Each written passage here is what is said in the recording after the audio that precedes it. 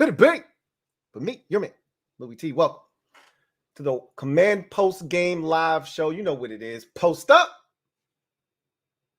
Take command. I, of course, am your Commander-in-Chief, Louie Tee. Thank you for joining me. And boy, that was humbling right there. You get those, though. With a young quarterback making his 4th career start, you get those. And I've already forewarned you that there will be more of these. There'll be 1 or 2 more of these. Not necessarily 4 interceptions in one game now. Okay, 5 turnovers and 9 sacks. It won't be that bad. Okay, we only played Buffalo once and Josh Allen once. Nobody in our division looks like them. This is what you don't have to worry. Now, Dallas's defense might be more ferocious than theirs. We'll see. All right, we'll see by the time, because they already lost Trayvon Diggs. We'll see. We don't play them till Thanksgiving. I'm not worried about them. Okay. Nobody else in the division looks like that. So that's the good thing. That's the good news, is we don't see the Buffalo Bills or Josh Allen again unless we make it a long way. Okay. That said, these are the growing pains that you incur when you have a young quarterback. There are gonna be days like this. And if you're ready to jump off, bro. Jump off. It's still NHL. Ain't nothing changed. You know what I'm doing? I call this salmon, right? You know how I feel about this? I'm unbothered. I'm salmon. Give me a double salmon with cheese. It's 1 loss. You take it on the chin, and you hope he learns from this. What did EB say at his presser on Wednesday about this game in particular and with Sam? He said Sam is going to have to be patient. This Bills defense isn't going to give him a bunch of chunk plays. He's going to have to take what they give him. First possession of the game, what did Sam do on 3rd and extremely long? He took 2 bad sacks, okay? And now that it's 3rd and he's trying to get it back like it's the Ravens B or C- squad in the preseason, and he's trying to get it all back and he throws a pick. Got to be take what they give you. Take an underneath throw, get 6-7 yards, better position for the field goal for Joey Slye. Let's get on the board. Tie this game up at 3. Instead, he went for the jugular. It got picked off, and that was a sign of things to come. It was a long afternoon for the young fella. Long afternoon. Shit happens. It does. Now, the thing I'm more concerned about is the sacks and the fact that we can't protect this guy. Now, this was a collective loss. This was a collective loss. I thought the defense played well enough to give us a chance to win. Keep in mind, this score is 16-0 with us having the football at the start of the 4th quarter. We get a stop on 4th and 1, a batted ball by Deron Payne. It's 16-0. This game is far from over. And they explode for 21 points in the 4th quarter. Most of it, we gave it to them. The defense was defeated at the very end when they gave up all those rush yards and the touchdown. Sam can't throw. And that last pick, he'll learn, right? Bro, you already did your job. You pump fake, and you got the defender in the air. You don't need to throw that football. Run around his ass. Get the first down and get out of bounds. Right? Like, I get it. You see Jahan. He's a playmaker. He's out in space. You want to get it to a playmaker instead of you having to run yourself. I get all of that. But that's too risky of a throw. You threw it right to him. You got him off his feet already. That's what the point of you getting out of the pocket and pump faking is for. Pump fake that bitch. Get him off his feet. Now go around him and go get the first down.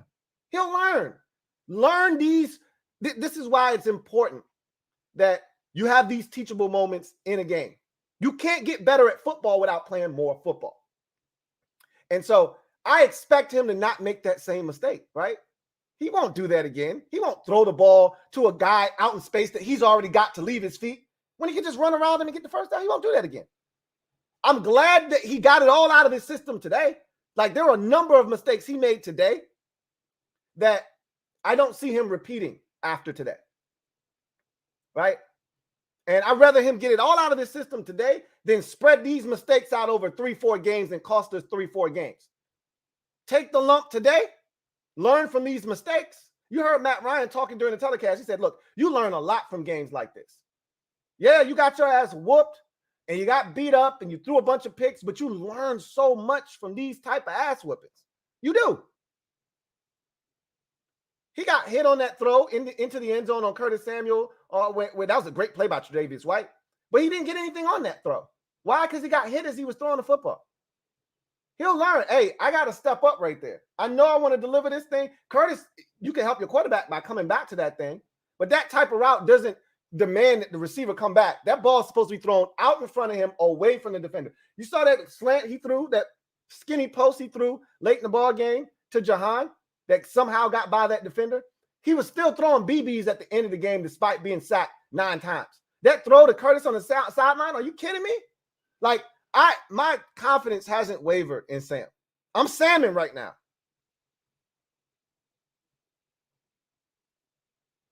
So I thought this was a collective loss on the offensive side of football because there are a lot of decisions you can second guess in this game. You know, you get all the way down there, you're down 10-0 at the time. You're 3rd and goal from the 1. First of all, I hate the play call. I don't like gun runs from the 1-yard line. I don't. You got to have a better personnel. You have to have a better run play than gun run, counter. We're allowing a bunch of guys into the backfield and we're going to try to mush it up in there. That's cool at your own 23. That's cool at your own 47. That's cool at their 37. I don't like that shit at the 1-yard line. If you can't line up in big boy personnel, 13 personnel, 22 personnel, if you can't line up, put Alex Arma at fullback, put 2 tight ends on the field. If you can't line up and mash them in the mouth and get a yard, then we deserve to lose. Now, the next decision that you make, it better be a damn good one. If you're going to go for it, you better have a great play. I don't know what the hell that was. Nobody was open. That's the best you got from the 1-yard line? If you don't got something better than that, you got to kick the field goal. And what about Sam as a runner? How about a read option play at the 1-yard line? Make them make a decision. If you're going to go gun, how about you make it a gun run that forces the defense to have to make a decision? Either you coming after the back or you coming after my quarterback. I'm going to make you wrong either way. What happened to the screen game? We knew Buffalo was going to try to come after Sam. Every team is going to come after him until we prove we can protect, until Sam proves he can beat the blitz and not hold on to the ball too long, looking for deep shots down the field. Until all of these things start to happen, you think teams aren't going to keep bringing pressure? You don't think we're going to continue to see blitz after blitz after blitz, week after week after week? You must be out your goddamn mind if you don't think we're going to get our asses blitzed the draws off of moving forward until we prove we can beat blitzes. We can't keep running these deep-ass routes. There's got to be answers. And it can't just be the check down to the back out of the backfield. There has to be a slant or some kind of answer to these blitzes. But what happened to the screen game today? That's my biggest gripe from EB is, one, you got away from the run. We were running the ball with great efficiency early and often. Let me look at B-Rob numbers. I bet you he averaged over 5 yards a carry in this game. 10 carries, 70 damn yards for Brian Robinson. 10 carries. That's it. 10 damn carries. He was kicking their ass. And we only ran it 10 times. We were never out of this game until the end of the game in the 4th quarter after Sam threw that pick 6. After the Antonio Gibson fumble, and then they scored the touchdown. And I thought John Allen got held on that play. How is that not a holding call? He doesn't split the gap there between those 2 Washington defenders if John Allen doesn't get held. I'm confused. Help me. Because that's the play that ended the game. That Josh Allen rush for the touchdown, that's the play that ended the game. Anyway, we were in this game. There was no reason to go away from the run. We've seen this now 3 weeks in a row with EB, where for some inexplicable reason, he forgets that we can actually run the football. We were having success early. They weren't stopping it. We had success on that first drive of the 3rd quarter when we moved it down the field and Sam threw the pick. We were having success running the football. And he, for whatever reason, just stopped. I don't really understand. In the first half, when you see your young quarterback struggling, where's the screen game? Where's the run game? Where is something to take some of that pressure off of him? EB is just as guilty in this game for the loss as Sam is. Just as guilty. I don't fault Ron for going for it on 4th down now. You're playing the Bills. You think you're going to beat them with field goals? You got another thing coming. I'm not mad at that. The only thing that I was mad about was we were in a position to get shut out at the end.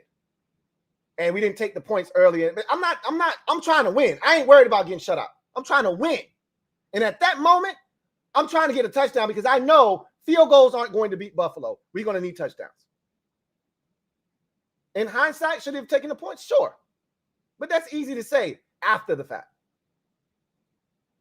I need EB to come up with a better play call on 3rd and goal from the 1 than that bullshit that he called, where you got a gun run and you're allowing Bill defenders into the backfield on a counter run and asking B-Rob to be superhuman because you already know our offensive line ain't about that life.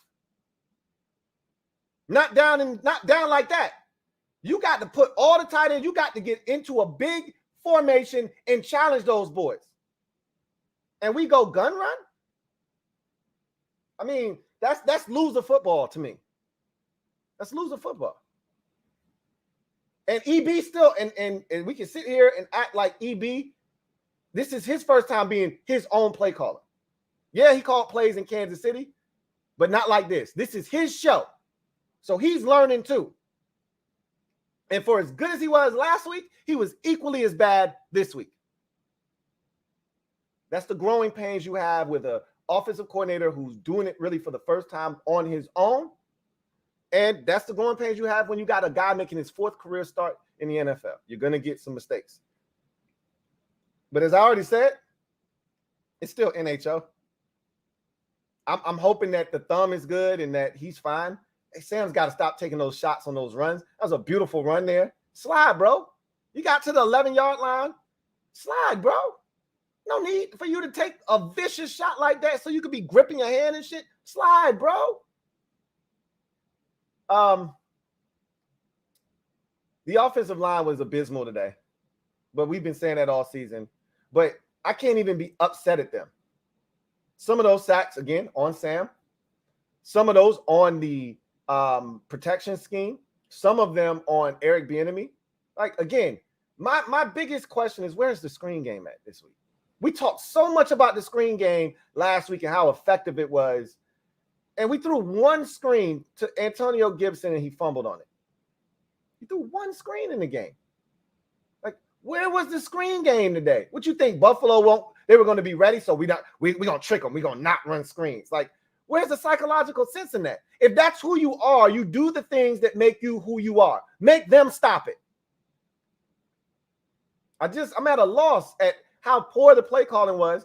And then you compound it with mistakes. Sam made a ton of mistakes, a ton of them.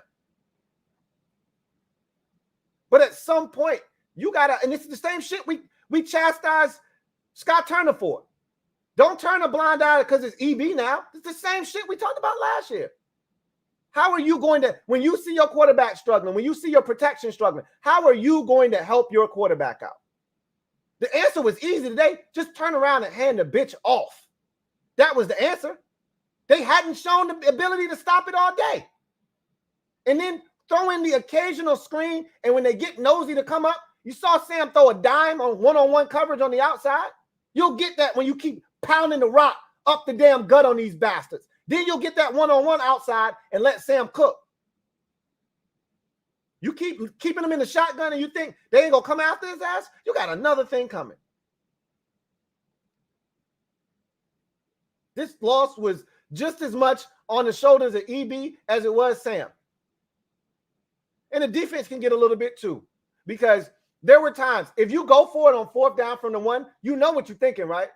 The thought process is, I ain't even tripping. You know why?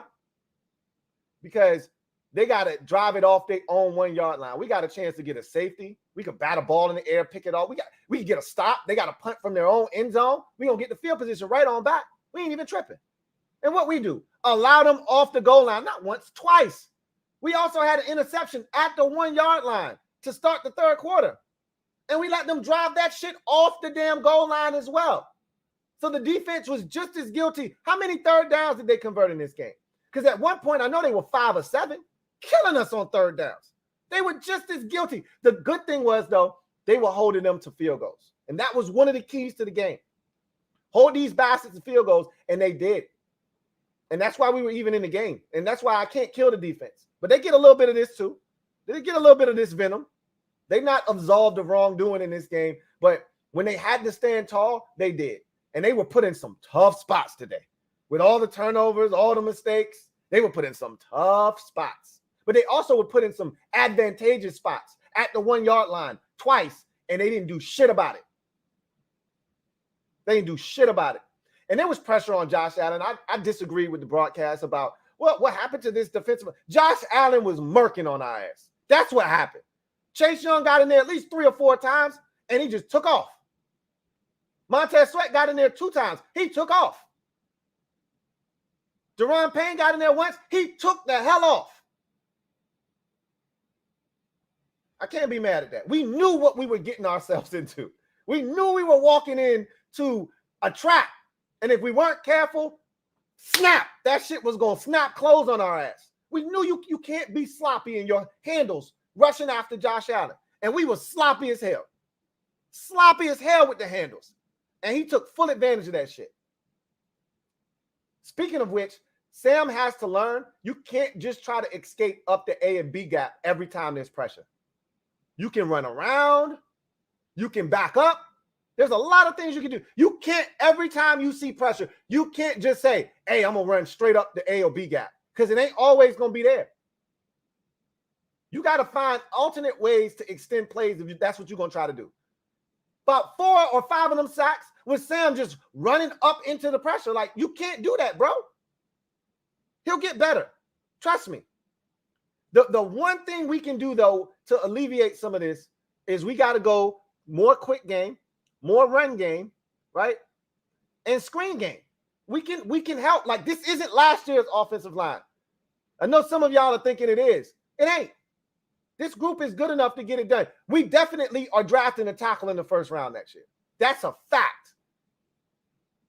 But that's not going to help us this year. What you can do to help this year is run the ball. It's not like last year where we really weren't an efficient run offense. We can run the ball. Brian Robinson averaged 7 yards a carry today. That's some Scott Turner shit. Y'all trying to act like EB ain't doing the same shit Scott Turner. He did the same shit in this game. This shit looked like the Eagles game from last year. Your quarterback getting harassed. Your quarterback turning it over. And you don't have any answers. Run the ball. You got an answer right here. Screen the ball. You got another answer right here. And he refused to take any of those answers. And even with all of that said, check this shit out. Even with all the shit I just said, we got into the red zone 4 times in this game, and we threw 2 picks in this game in the red zone. We were moving the ball. We were our own worst enemies. And with all the shit that I just said, it was 16-0. For his bet, this final score is going to indicate we got our asses handed to us. And when you look at the numbers, 9 sacks, 14 quarterback hits, 5 turnovers, it should look like that. The score should look like that. That's what the score should look like. Not 16 or 23-0. Because this really was a 23-3 type game. For as bad as we played, it's 16-0 with the ball at the start of the fourth quarter with about 14 minutes left. You're right where you need to be. 1 touchdown, 1 2-point conversion, and it's a 1-score possession. But you can't keep turning it over. And that Antonio Gibson fumble was the straw that broke the camel's back. Like, at that point, that's when you wave the white flag. It's over.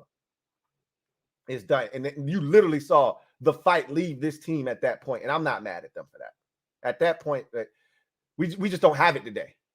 You know? And it sucks because you open up the floodgates, the dam breaks, and all of a sudden they score 21 points in the fourth quarter. And it looks like a total shellacking when it was a 16-0 game with the ball to start the fourth quarter.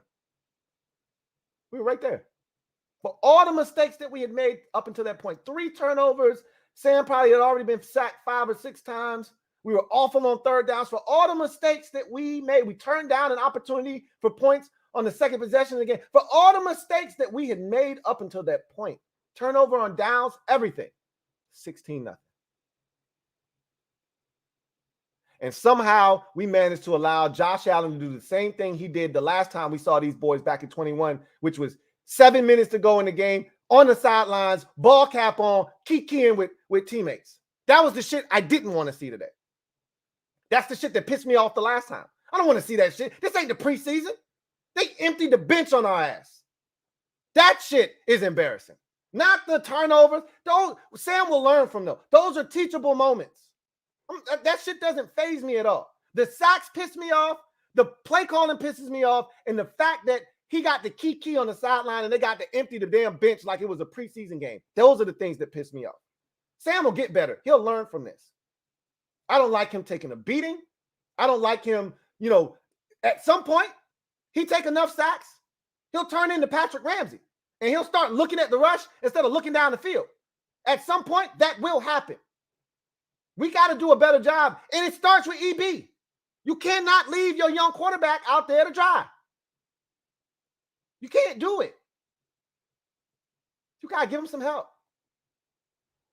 And whether that's chipping, or that's the screen game, or that's the run game, you got to. Where was the wide receiver screen? I didn't see one of those today. Not one. Jahan didn't get a catch until, I don't think, the fourth quarter until he touched the ball. Like, that can't happen. He's too dynamic of a receiver for that. Like, we got to be better than that. That's on EB. When Jahan doesn't touch it until the second half, that's on EB. That's on EB. We got to be better, man. This was not a well-called ball game. And again, I said all of that, and we were right in the game. Mistakes and all. Sucks. But that, to me, shows that as bad as we played today, we're not as bad of a football team. Because it should have been 37-0 midway through the third quarter with all the mistakes we made. But it was only 16. It was only 16 into the fourth. You may not be trying to hear that. The only silver lining for me here is it only counts as one loss. Total ass thrashing. You beat yourself, though. In past years, you get beat up like this is because they're just flat out better than you and you're not even close. That's not what I felt like leaving this game. We had our opportunities. This wasn't like when we played them up in their place in 21, where we got our asses reamed, and I was like, we just not even close to them. This shit is a no contest. They had 21 points in the first quarter or quarter and a half when we went up to Orchard Park 2 years ago. We had to rally back and make it 21-14 before they ran away and hid, made it like 43-14. That's not what this was. It turned into that late, but at that point, the game had already been decided. You turned over five turnovers? 5? Where'd they do that at? Where'd they do that at? Clearly, they do that in Washington. Yikes. Who you think you beating with 5 turnovers? We playing Buffalo. Not Arizona, not Denver. You think you're going to beat Buffalo with 5 turnovers? Really? Yikes. A lot of bad from this game. All you can do is flush it. Learn from some of the mistakes that were made and then flush it and move on. The biggest thing you can tell yourself is we won't see this team again this year. This is probably the best team, the most complete team we'll see all year long. There ain't another one of these on the schedule. Not Philly, not Dallas, Miami can get pretty nasty, but I don't think their defense is as good as Buffalo's defense. But did you see what Miami did to Denver today? I think they put up a 60 spot on those boys. So that's down the road. I'm not afraid of San Francisco's offense. But again, if we don't tighten up on our offensive side of football, on the offensive line, with the play calling, with the distribution of the football, Jahan Dotson might have had 3 targets today. We're 3 weeks into the season. I don't know if that man has 100 yards receiving on the season yet. This is bullshit. Okay? Utter bullshit. We were told that this is a West Coast offense, a variation of that means you get the ball into the hands of your playmakers quickly. Have we seen that in the first 3 weeks? Maybe in week 2 we saw that. Have we seen that in the first 3 weeks of the season on a consistent basis, getting the ball into the hands of playmakers quickly so they can make plays? Have we seen that? Ask yourself that, because I haven't. I've seen a lot of deep routes, double moves. All that shit requires time. Something that our quarterback clearly does not have a lot of right now. So how about you just get it to the playmakers? We got plenty of them. We got some to spare. How about you just get it to some of them? Take some of the pressure off of 14. We putting the load on 14 shoulders like he a 4-year vet. Like this year 4, and we need to see it. He a young boy, and we out here treating him like a grown-ass man in a man's league. What is EB doing? Help me. We surrounded him with all this talent. Offensive line needs work. That's the next, that's the shit that they neglected. They went out here flea market shopping on the offensive line, and you're getting flea market results. I already told you guys that when you spend $21 million on your right tackle, your starting right tackle, this is what you get.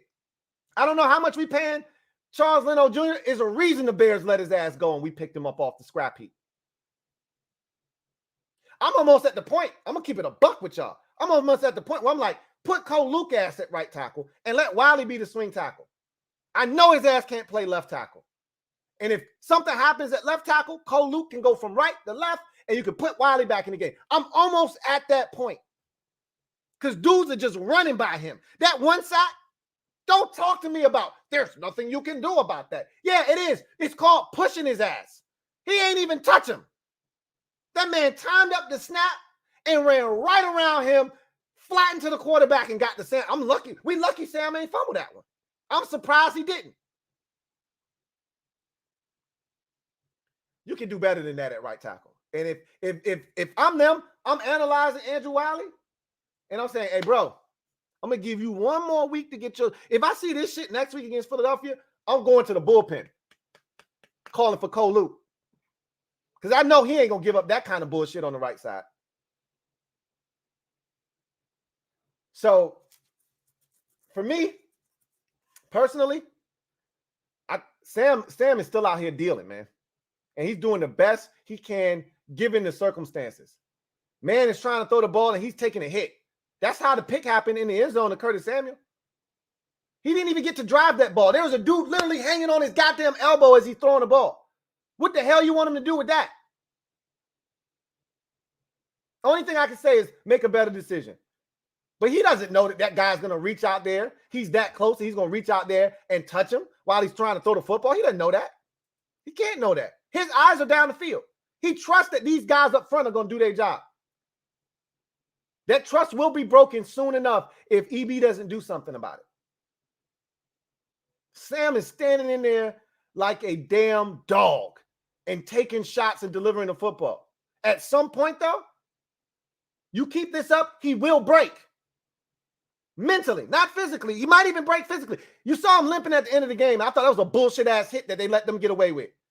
Dude falling on him, ball gone, falling on him and shit. They ain't throw a damn flag for that either. But that's besides the point. Do a better job of protecting your young commodity.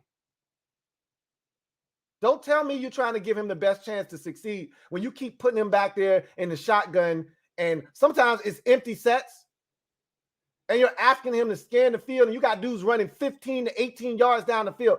Where's the psychological sense in that? Where's the slant? Have we seen a slant this year? Be honest with me. Keep it a bean with me. Have you seen a slant this year? It's the same shit we were complaining about with Scott Turner. Have you seen a slant this year to Terry? I can't. And there may have been a slant or two that I'm just not. I think Diami might have caught one or two last week against Denver. But I mean, it's the same shit I was complaining about last year. Jahan, Terry, last year in the Dallas game, what were we doing? Spreading teams out, quick passes over the middle of the football field, isolating teams, getting one-on-one matchups. Where is that at? And I get it, it's a different coordinator now. It's a different approach philosophically. Where's that stuff at, though? Like, I'm not bailing on EB. I'm not. I love EB, and I know his creativity, and I know what he's capable of. This was not a good representation of what he can be. He got to tighten the hell up. Because this is as much on him as it is Sam. I look at Sam like this. Sam is a child. And if you let a child run amok, guess what they're going to do? If you don't tell a child he got to go to school, you think he's going to school on his own? No. If you don't tell a child they got to take a bath, you think they're going to take a bath? No. If you don't tell a child you got to go to bed, you think they're going to just go to bed on their own? No. They're going to play until they fall the hell asleep. EB isn't setting the parameters. He's not setting the parameters. So you're allowing Sam to take these beatings. You're allowing Sam to throw into coverage. If it's 3rd and 16, Sam just took 2 bad sacks. You're moving in the wrong direction, and a field goal at this point is becoming dicey. It's your job as the offensive coordinator to say, hey, let's throw a screen on this 3rd and 16 and get 8 and get in the field goal range. Not Sam's job. It's your job. He's a young dude. He's thinking, I can get it all back. You got to take the rock out of his hand and say, no, you will not, young man. No, you will not against this Bills defense. We talked about patience. We preached patience. You're going to show some because I'm going to make you throw this ball underneath, and we're going to kick this damn field goal. That's what coaching is about. Not letting your quarterback run amok. And then we just turn and look at him and say, yo, what the hell was that?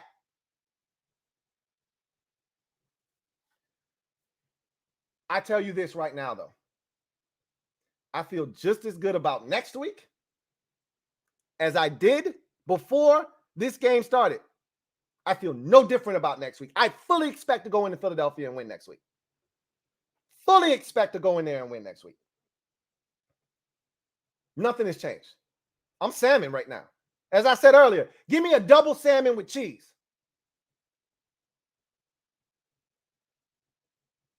I'm good over here, bro. But EB's got to be better. Keep run blocking the way they've been run blocking their ass off. That delayed counter from Gunn, that shit is money. I don't like that down inside the 5-yard line, though. Okay? There are better ways to get into the end zone than that play right there. Okay? I don't like just a simple inside gun run from the 1-yard line. How about you get under center and turn around, put Alex Armour, you activated him, right? Put his ass in the game. Put him to use. You could even go play action fake, right? And sneak Alex Armour into the flats. That's allowed too, you know, instead of just always de facto going to the gun. Ain't no run out of that. There's so many opportunities and possibilities when you get under center. And we act like we're adverse to getting under center. So I got a lot of issues with some of the things I've seen today. But at the end of the day, a lot of teachable moments, a lot of things we can bounce back from. I'm proud of the defense for not giving up a ton early when this shit was just not, like, the offense was not really giving them a chance with the turnovers, and then they kept putting them back on the field, and this defense could have broken a lot sooner than they did. They held up for 3 whole quarters and kept a very explosive and dynamic Bills offense to 16 damn points. I am proud of this defense. Missed tackles, missed opportunities, and all. Josh Allen threw a 103-mile-an-hour rocket fastball right by Cam Curl. Percy Butler had a chance at a pick. He got a piece of it and forced a punt, but he could have had a pick. Those are the kind of momentous plays you're looking for. We just weren't ready to take advantage of those today. And we haven't been all season long for the most part. I can't be mad at Cam Curl underneath when he throws a rocket ball like that. The only thing I could ask is, can you knock it down? But that shit was coming so damn fast. Ain't no way. Ain't no damn way. And it still got the damn Stephon Diggs, right? You tip your cap and you say, hey, You got me, bro. You got me. Disappointed in the rush lanes, though. Disappointed that we allowed Josh Allen to break our back on multiple third downs, including the touchdown that pretty much put the game away. That run again, I thought it was holding on the guard holding John Allen, but that's no here nor there. You got it. We blitzed and we had a free hitter, and that guy ran right by Josh Allen. It can't happen. Can't happen. We had our opportunities in the game, and we blew them. So you get what you deserve. I told you the one thing about this league that I love is generally you get what you deserve. You go out there and you play like shit, you're going to get shit results.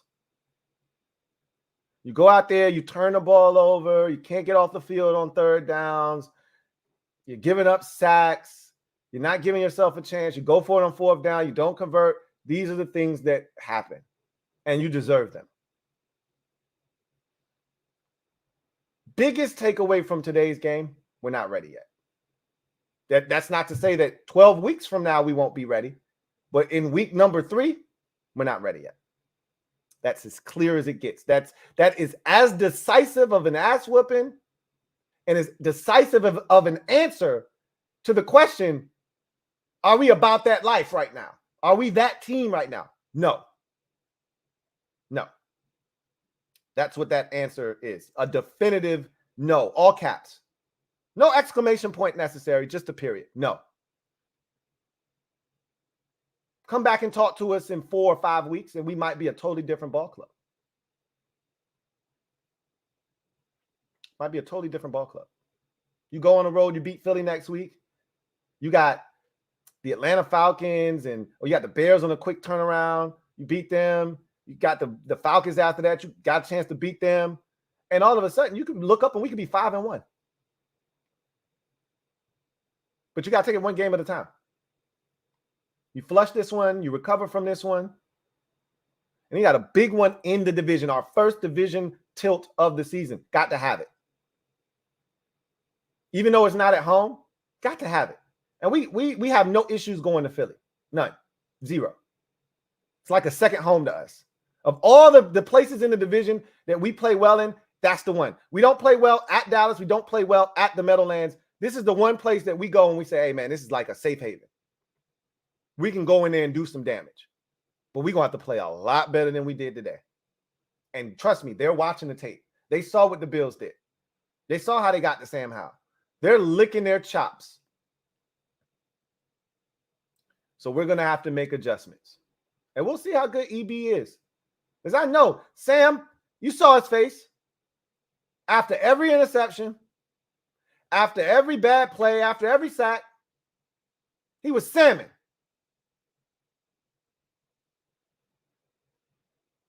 His shit ain't changed. And that's why we can win with him. Because he didn't get down. He didn't point any fingers. He just got up. I effed up. I'm going to go get the tablet. I'm going to check out what the hell happened. We're going to get out there and we're going to try it again. Oh, sack. Oh, interception. All right. Put my helmet back on. Go out there and try to do it again. He's unflappable. I don't worry about him. But we need the responsible adults in the room to make better decisions on behalf of the minor at quarterback. Okay? That's where I'm putting the blame. I don't blame the kids when they do something stupid. Where the parents at? Where the adults at? Why is this man crossing the street not looking both ways? Where is your mom and dad at? Where's your auntie? Where's grandma? Where the adults at? See, this is the problem when Sam starts out. He's out here acting like an adult, though. Some of them throws he made today, some of the throws he made last week, adult throws. When you start acting a little bit older than your age, they start treating you as such. Sam's still a kid. He's still a baby. 4th career NFL start. Don't you forget it. 4th career NFL start. He's a baby. He's a baby. And while he has the capability to make adult throws, he's a baby, and you got to make sure you take care of him. That's why you got the run game. That's why you got the screen game. That's why you're supposed to have the quick passing game. We ain't seen none of that shit for real. This season, all 3 games. Except for the Denver game.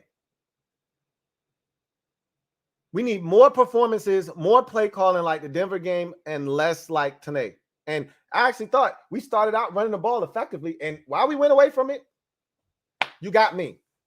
Why Brian Robinson ends this game with 10 carries when the man is getting chunks? I'm not talking about 4 or 5. The man is getting 15, 25. He had 70 yards. He didn't break off a 65-yard run. He didn't break off a 40-yard run. To get 70 yards on 10 carries, that means you steadily breaking these boys off at 8, 12, 15. You had a nice diet of chunk runs. And he only got 10? Where's the psychological sense in that? Make it make sense for me. Because if you think that makes sense, I need you to find the nearest sink. Don't touch the left faucet. Don't touch that left spigot. Turn that right one all the way up. Let it run for a little while so you can get cold as hell. Stick both your hands under there and splash that shit on your face and get your damn mind right. That shit don't make no sense to me. The adults in the building need to wake the hell up. Anyway, I digress. Let's get to the comment section. Let me see something. It was a lot of good games going on. Because when you get your ass beat, you got time to watch other games. There's a lot of good shit going on around. And unfortunately, I didn't get to watch them to the finish. So we're going to see. Damn, what's going on with the Cowboys over there? All right? I'm not going to do that. The Colts beat the Ravens. What the F? Wow. Okay. The Dolphins put up a 70 spot. Oh, my God. Oh, my God. That's a college football score. I don't know the last time I seen a 70 in the NFL. Wowzers. Patriots held on against the Jets. The Packers beat the Saints. The Texans walloped the Jacksonville Jaguars. I try to tell y'all, stay away from family business. Y'all gonna learn and listen to me. The Chargers held on against the Vikings for their first win of the season. Okay. I'm all up to speed. Yikes! Zoinks! Scoob! Woo! All right, let me recalibrate my brain. 70 points in the NFL game? What in the F? Rob, thank you for the super chat. Greatly appreciate you. Thank you for being a member of the MOBB. My guy, Rob, writes, we all know what curl means to this D, but getting that potential interception is the difference between a good safety and a playmaker who gets paid accordingly. That's a tough ask, man. It's not like he dropped a gift wrap interception. Josh Allen literally reared back and threw a 103-mile-an-hour fastball, bro. Literally. Like, I don't really know what you want him to do with that. That man took a nice cut at that thing, and he got a foul tip. He got a piece of it. He knew it was coming. It's 103, though. That bat speed just wasn't fast enough to catch up with it. But he got a piece, though. I mean, again, if that was a lesser quarterback and that shit's coming out at 89, all right, he got to make that play. That was 103, bro. I really don't know what you want him to do with that. Seriously. Josh Allen's an alien, okay? Joshua Farish, thank you for the super chat. Greatly appreciate you.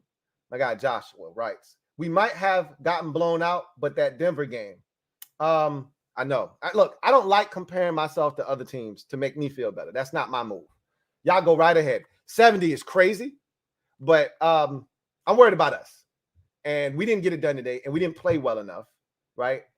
And we got a lot of shit to correct. But again, we're 2-1. We're not 1-2. We're not 0-3. We're 2-1. And so you got to feel good about the start to the season. If I would have told you before the season start, we're getting off to a 2-1 start, you would have taken that. Even if I said the one is an ass whooping now, and you didn't know where the one team that you could afford to lose to in the first 3, we lost to that team. I'm not mad at that. I'm not happy about it.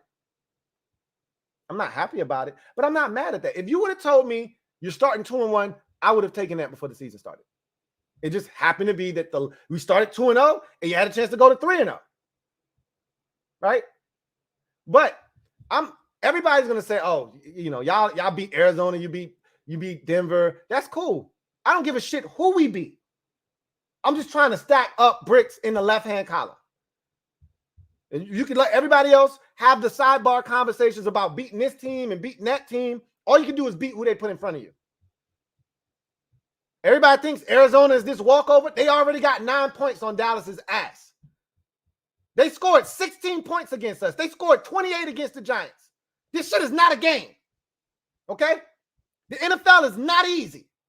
Every week, you got to strap that shit up and figure out how to outplay and outperform the opposition. Because this ain't college. This ain't Southwest Mississippi State you playing against, where the talent discrepancy is that great. It's the NFL. Everybody's good. Everybody gets paid up here. Ask Baltimore. Shit happens. Ask Jacksonville. CJ Stroud went ape shit on them today. Shit happens. It's one loss. You pick yourself up, you dust yourself off, you figure out the mistakes you made, and you come back and you're better next week because of it. That's the hope. Find a way to get to 3-1. Don't let this shit linger and make you 2-2. That's the best advice I can give them. Is you flush this shit, you move on, and you find a way to stop the bleeding immediately. Right now, peroxide and a Band-Aid will do just fine. You keep scratching this shit, though, and eventually, you'll need surgery. You'll need stitches. Put the peroxide, a little bit of Neosporin, put a Band-Aid on, and let's move on. Jason Rogers, thank you for the super chat. Greatly appreciate you. Thank you for being a member of the MOBB, who writes, even before the fumble, I didn't like 24's body language. 24 is definitely a body language guy, and you can see when he's getting down on himself. I don't know if there was bad body language before the fumble because he had a catch, you know, on a blitz on a third down that he caught one up the sideline and got the first down. I don't think he had bad body language until the fumble. I could be wrong, and I could have missed something there, but that's his second fumble in 3 weeks. And at some point, you know, they're going to stop trusting him.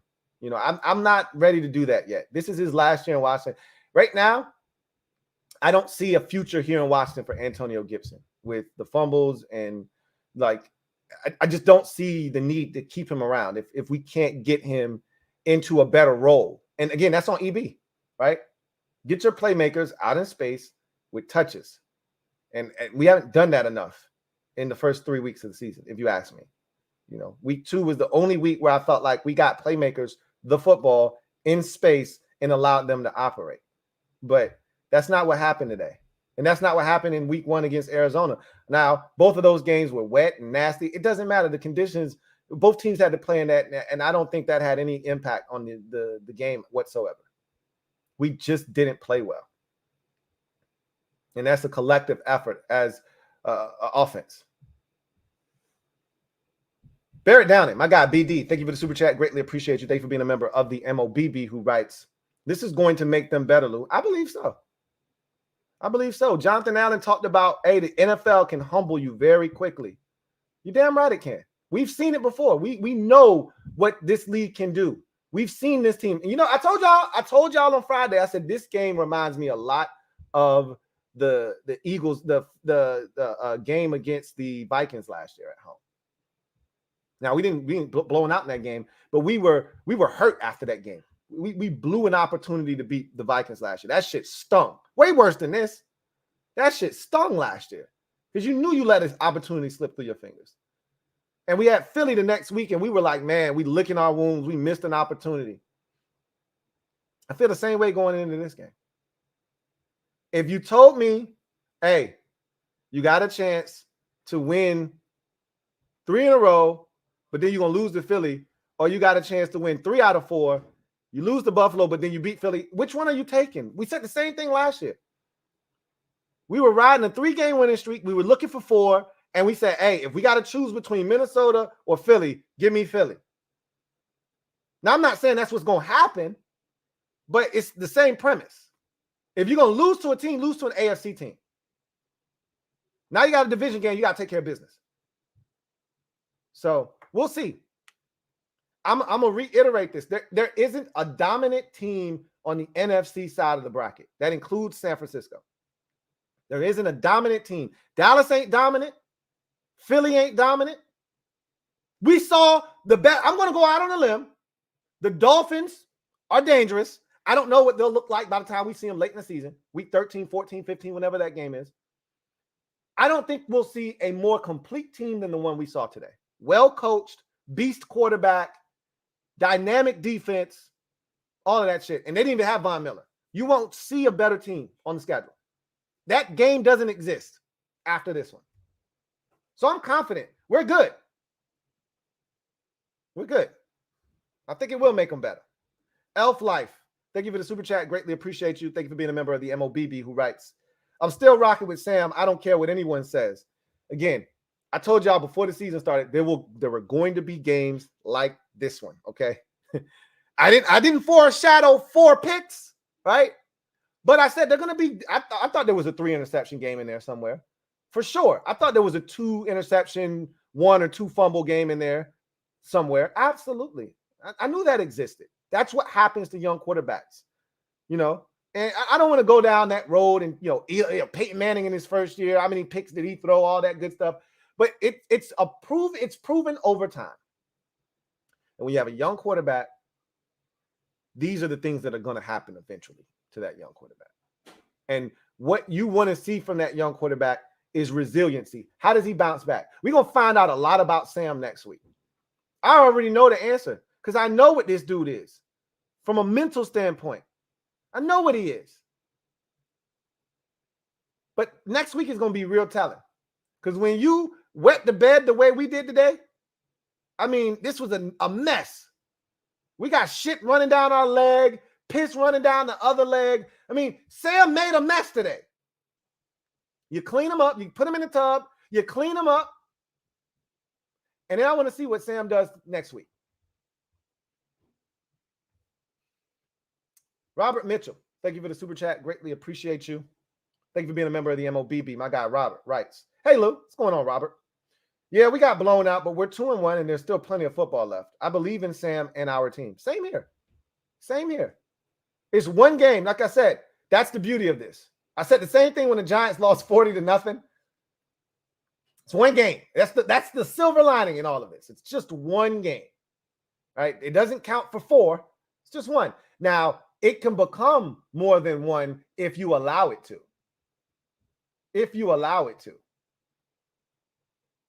You can either flush this, get better from it, and prepare for Philadelphia next week, or you can lament this loss, drown in your sorrows, and then go and get your ass whooped next week on the road at Philadelphia. And then it's not just one loss, it's 2.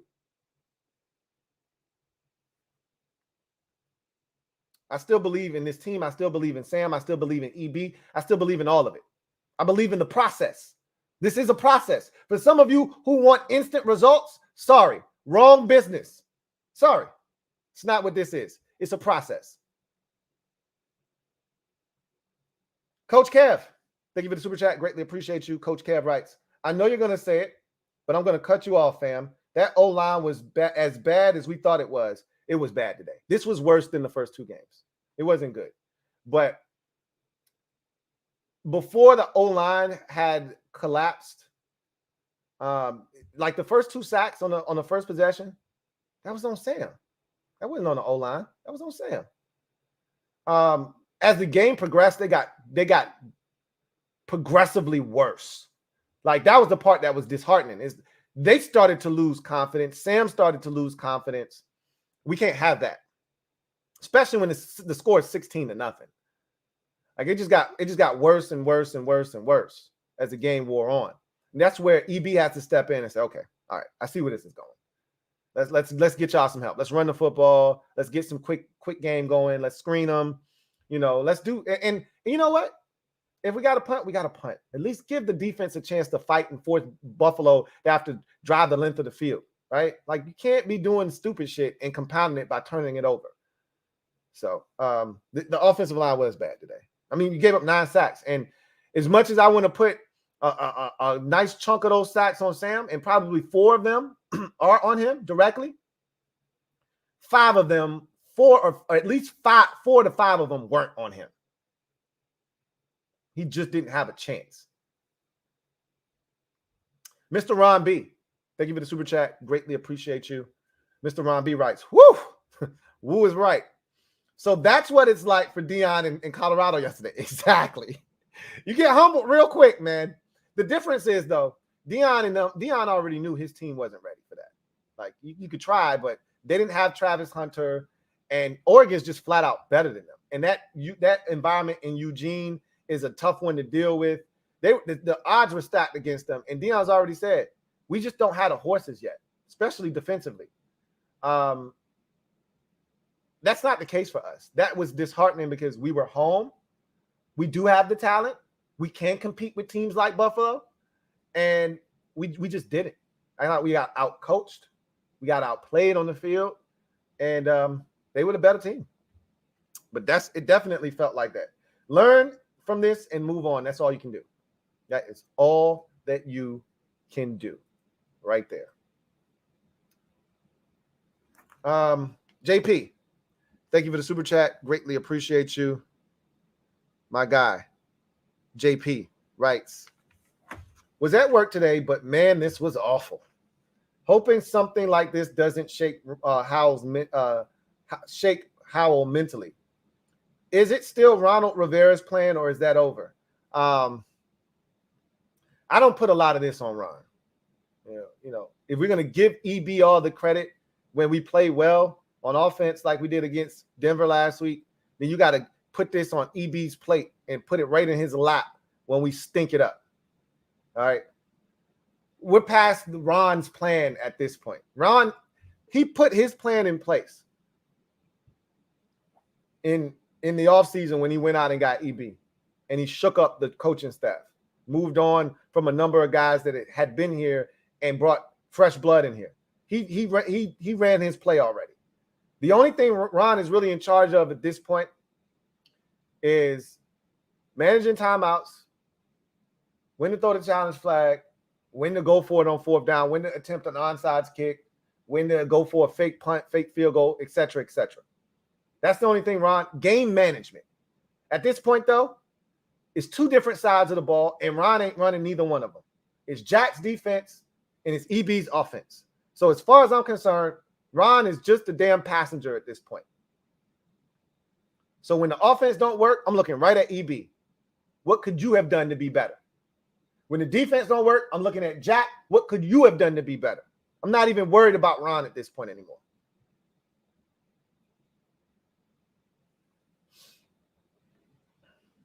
Rob, thank you for the super chat. Greatly appreciate you. Double up. Thank you for doubling up. Who writes, number 24 has an issue that can't be fixed. It can be. Tiki Barber was way worse, and he fixed it. This is the problem with Antonio Gibson. On the play he fumbled today, he was trying to make a play. He spun twice, and he didn't know where the defender was coming from after the second spin. There's no excuse. Once you're in that groove, and you start to see defenders close, you got to protect the football. How many times do you think you're going to spin without somebody coming, right? Right. He just got to be better with the football, and he's just not. And what y'all got to remember, this is a former wide receiver that we converted to running back. The man has already said, I'm more comfortable being a receiver. He has never had to deal with protecting the football in crowds. Most secondary members aren't looking to punch the ball out. You catch it, you get up the field, they're just trying to tackle you. Now you're around defensive linemen and linebackers and guys who are coming up, being physical, putting their hands on the ball, and he's just not used to having the ball in a crowd, and it shows.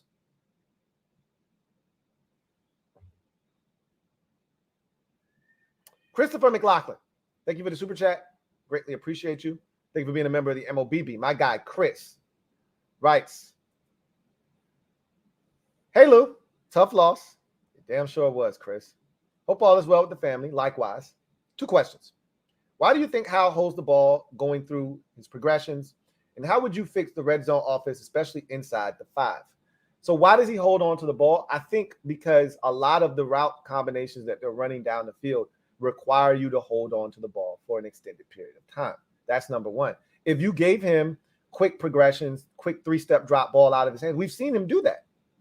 We've seen him three-step drop, ball out of hand, Cole Turner, 5-yard stop, ball out of his hands. We saw Terry early in the game, 5-yard stop, ball out of his hands. We saw Terry, speed cut, ball out of his hands. Terry, 5-6-yard gain. Wait, you can do that. That's allowed. You're able to get 5-6 yards at a time. A lot of what they do, I think, and what we've seen on film when we're watching is a lot of long developing routes. And you got to have an offensive line for that. You got to have an offensive line for that. So that's the biggest issue I see with that. Is just a lot of, and Sam's got to be better. And you can see early, like the first sack he took, I'm like, bro, you just looked out there to Antonio Gibson. Why didn't you throw it? He looked out there to the flats. Now I couldn't see, was there a Bills defender bearing down on him that made him turn that down? But I saw him look over there before he took the sack. Like, get rid of it. Even if you have to throw it over his head out of bounds, just get rid of it.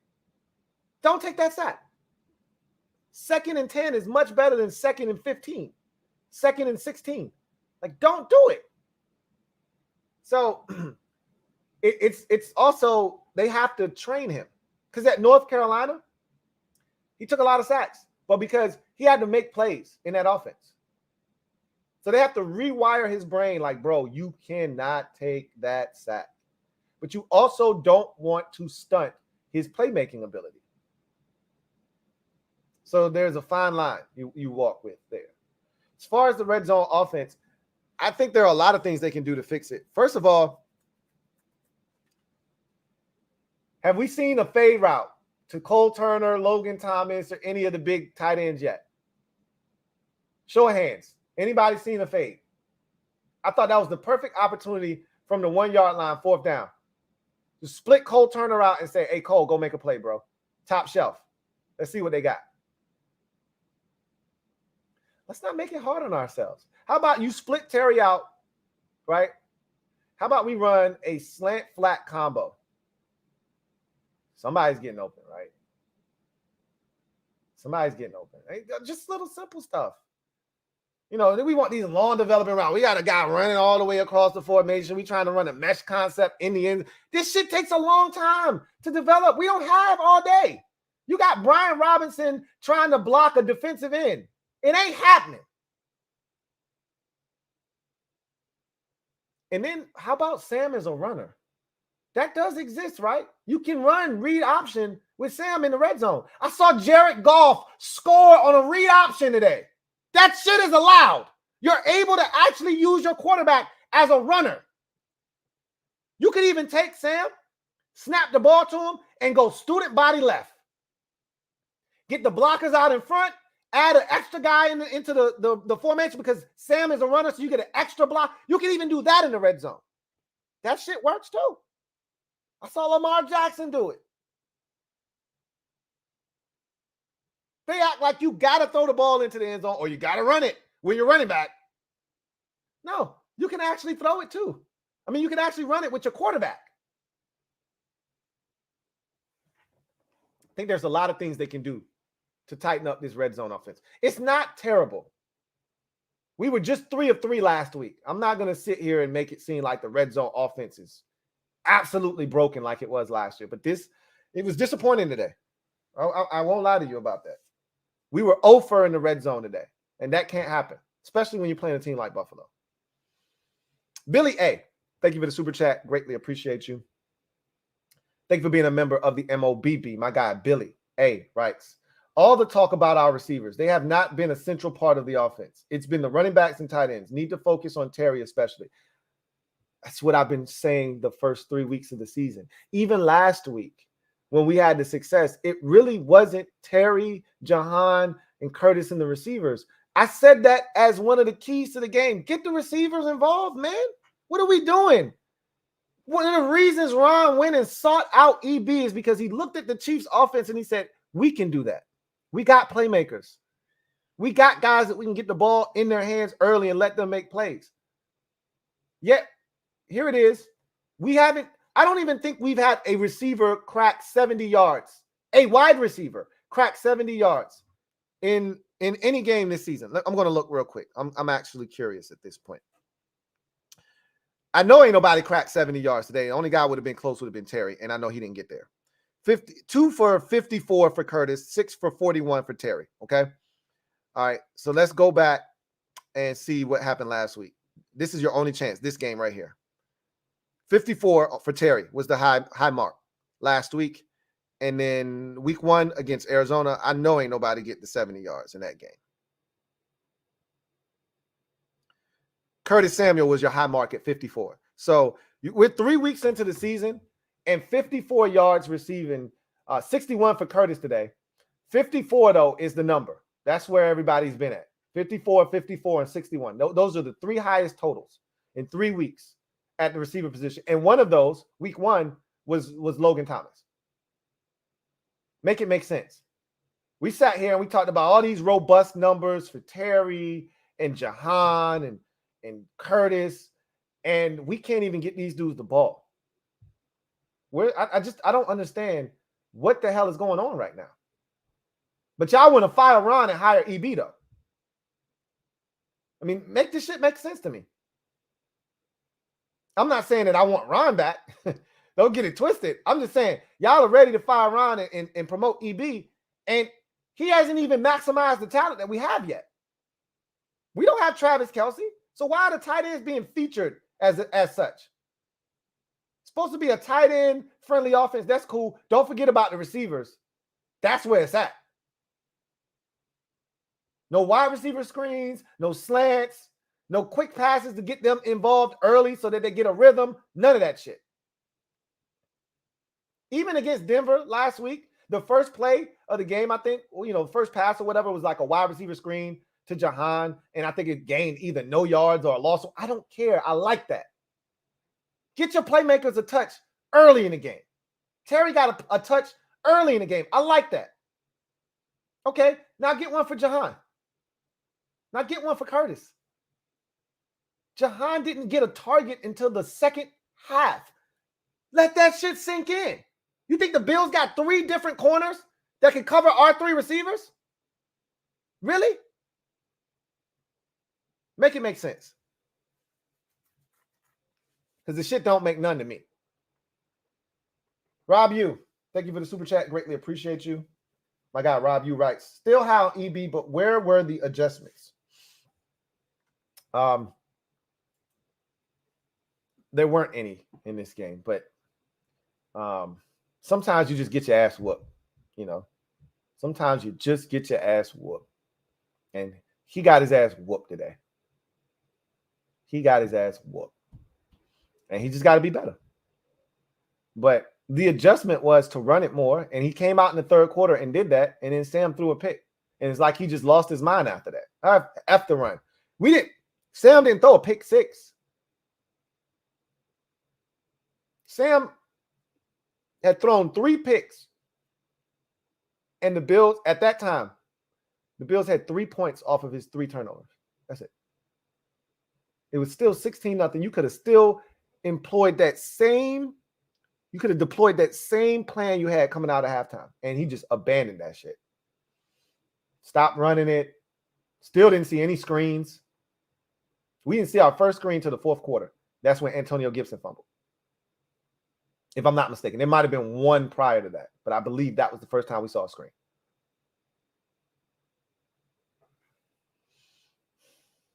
And I'm still high on EB too. And just like Sam, this is his first experience being the guy, Yeah, he called plays in Kansas City, but this is his show. He's the central voice in that room when they're putting the game plan together. And when he's calling plays, he's the one. They got a game plan and they got plays that they like against this Bills defense for certain situations, but he's the one calling them into the headset into Sam. He's the one deciding which player am I going to use right now. We got him on their heels. Do I take a shot right now? I don't think we saw any max protect. Let's take a shot like we did against Denver last. We didn't see any of that.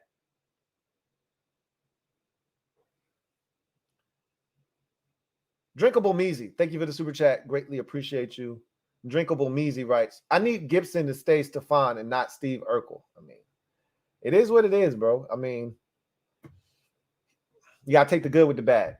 And for me, the good doesn't outweigh the bad right now with Antonio Gibson. There's just not enough good. We know what he's capable of, but how many times have we seen it in 4 years? That's the problem. We've seen a lot of this, what we saw today, the fumbling. But how many times have we seen big explosive plays out of him? We just don't see him enough, right? And here's the problem. You take him off the field, you don't have any explosion out of the running back position. This is why you needed speed, and this is why I would have drafted a fast running back. I just thought that should have been higher on the priority list this draft, but we didn't. And so what you going to do, put Chris Rodriguez in? He can't catch.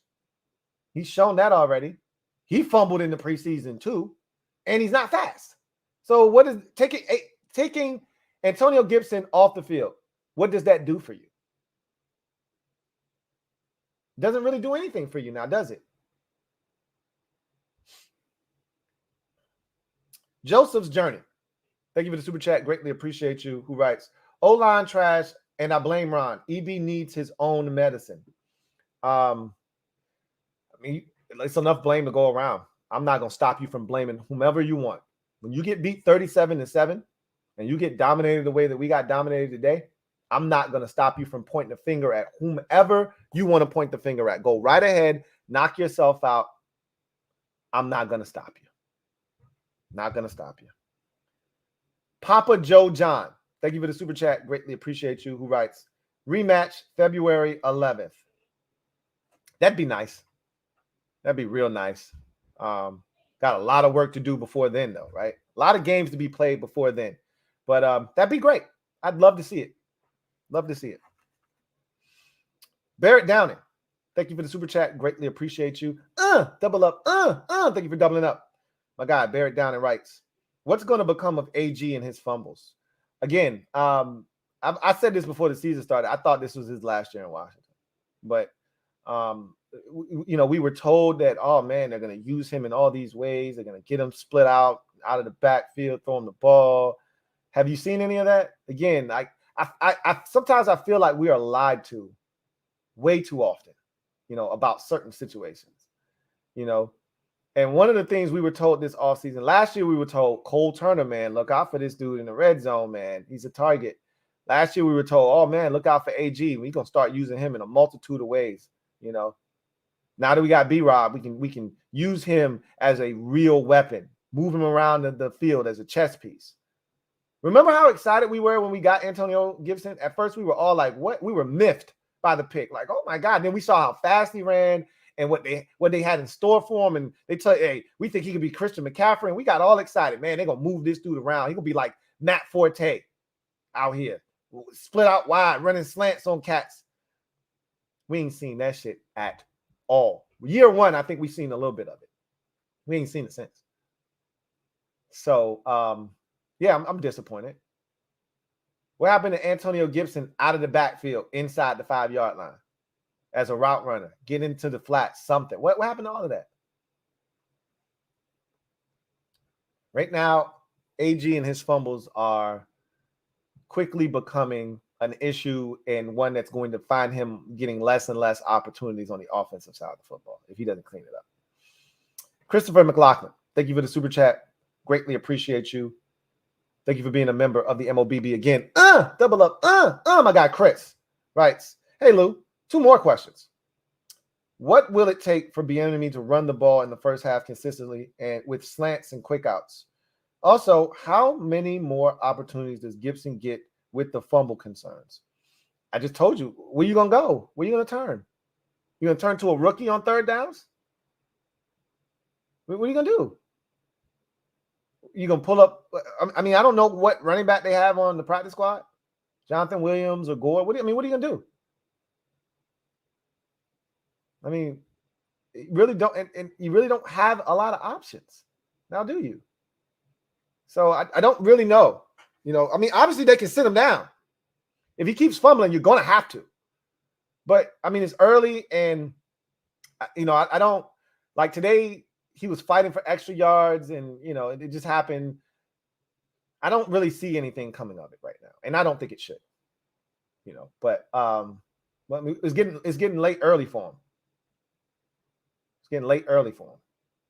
As far as the enemy, I don't really know what it's going to take for him to consistently run. You would think him being a running back, coming from that back, you would think he would put more emphasis on handing the ball off to the running back. I almost feel like he is trying to prove to everyone that he can throw the football.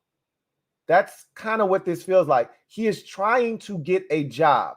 He is trying, because you're not going to get a job running the football. Nobody's wowed by your ability to run the football. People don't get excited about, oh man, they're second in the league in rushing. You know what people do get excited about? Oh shit, they're fifth in the league in pass offense.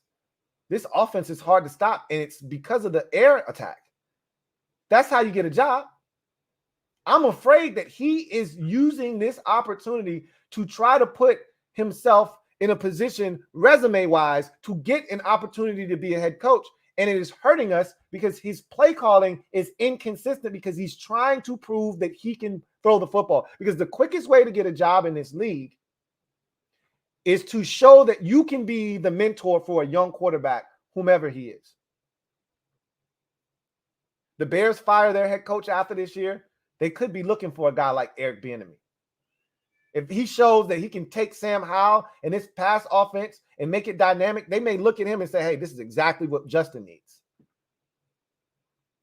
Or we can look around the league and look at teams with young quarterbacks and say, hey, man, they struggling.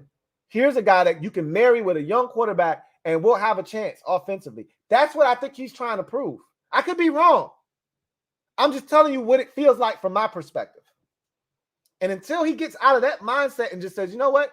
I'm going to call games that give us the best chance to win. Or in his words, that gives us the best chance to collectively drag our asses across the finish line. And if that means Sam throws it 21 times and we run it 41 times, do that. Until he gets to that point, though, you're going to see a lot of what we saw today.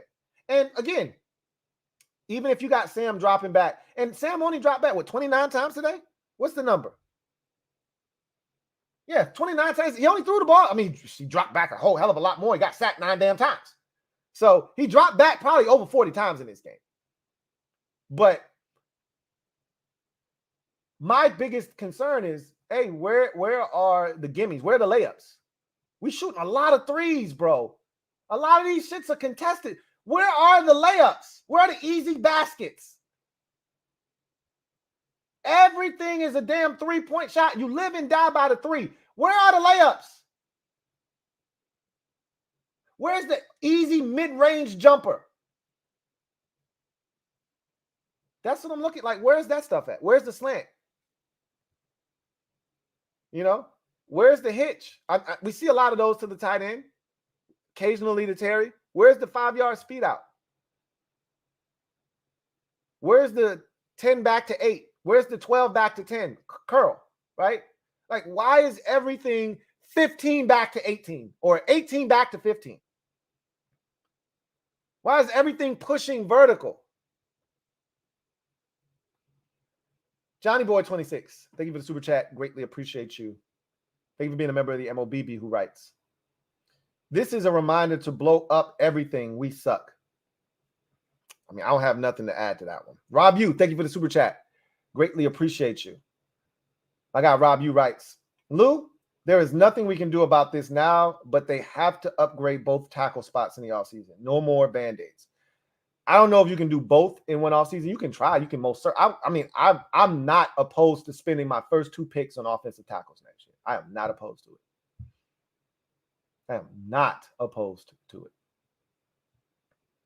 at all. Something has to be done. But like I said, there's, like you said, and I've said this already, you can't do anything about it this year. So I'm not even going to harp on that. But if you believe in Sam, and I do, and I think when this season is done, they will too, you got to protect him better than the shit that we putting on the field. Got to. Heavy K, Commanders fan. Thank you for the super chat. Greatly appreciate you. Thank you for being a member of the MOBB who writes, Cosme moved back to tackle, Paul to guard, Wiley to the bench. I wouldn't even do that. Sam is fine at guard. Leave his ass right where he is. Don't touch the interior of the offensive line right now. They're not the biggest source of frustration. They struggled today, though. They were not good today, but they're okay. I'm not worried about them. It's the tackles that I struggle with. I wouldn't touch Charles Leno Jr. Wiley right now is the problem, I think. He's the guy that is the biggest liability on the line. I would take Wiley and I would put him on the bench and have him be the swing tackle. And I would put Cole Luke in the game at right tackle. That's what I would do, personally. But I don't know if they're there yet. But it's clear that he's struggling. And he physically can't move. Like, once you get a step on him, you got it. You know? And like I said, you got to protect him.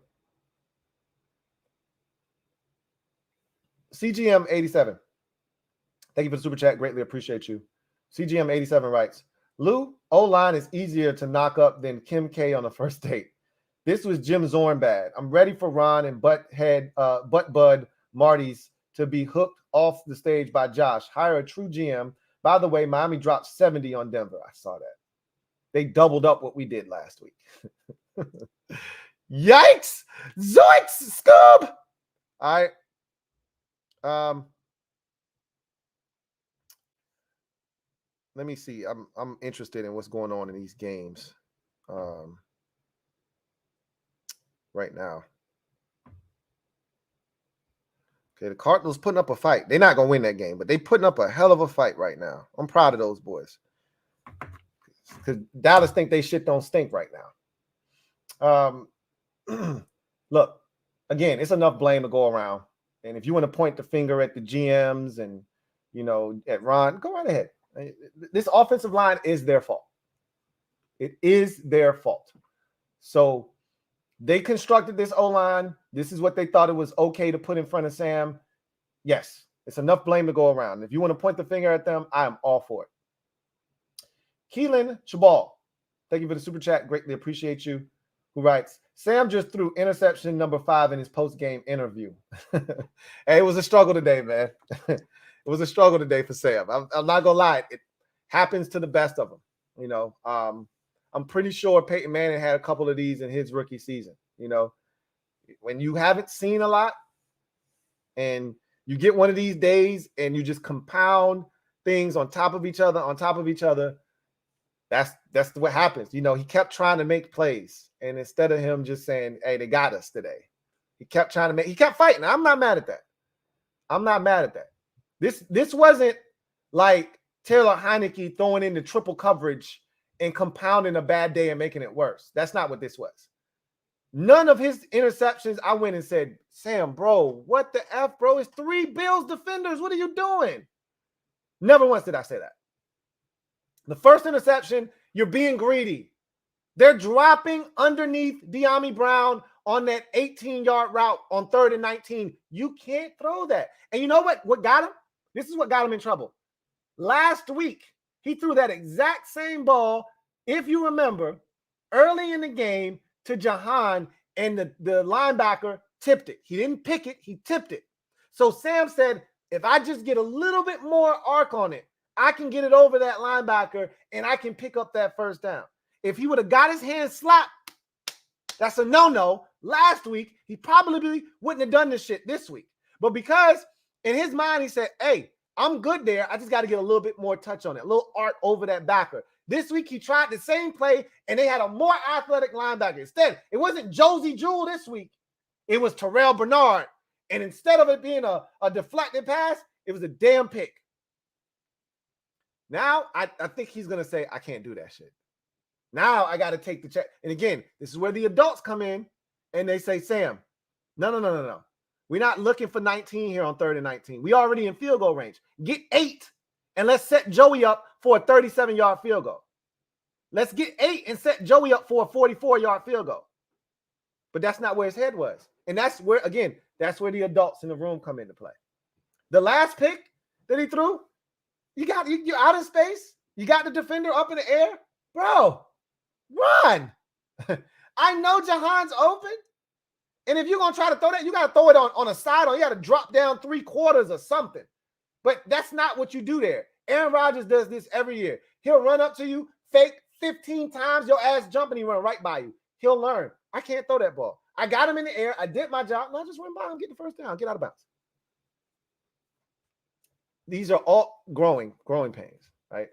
All growing. That one in the flats, that's pressure, and he's backpedaling, and he gets nothing on it. You can't do that. He'll learn. Throw that over his head. Don't try to get a completion. He even said it in his press game, his presser on Wednesday. I got to start finding incompletions. That's one of those examples. Find an incompletion there, bro. It ain't nothing there for you in the flats. You may not see that defender, but he sees you and he sees ball. You make a mistake, just like he did Micah Hyde pick. Throw that over his head. Incomplete. Live to fight another day. Don't make a bad play worse. He'll learn. I'm not tripping. I'm salmon over here.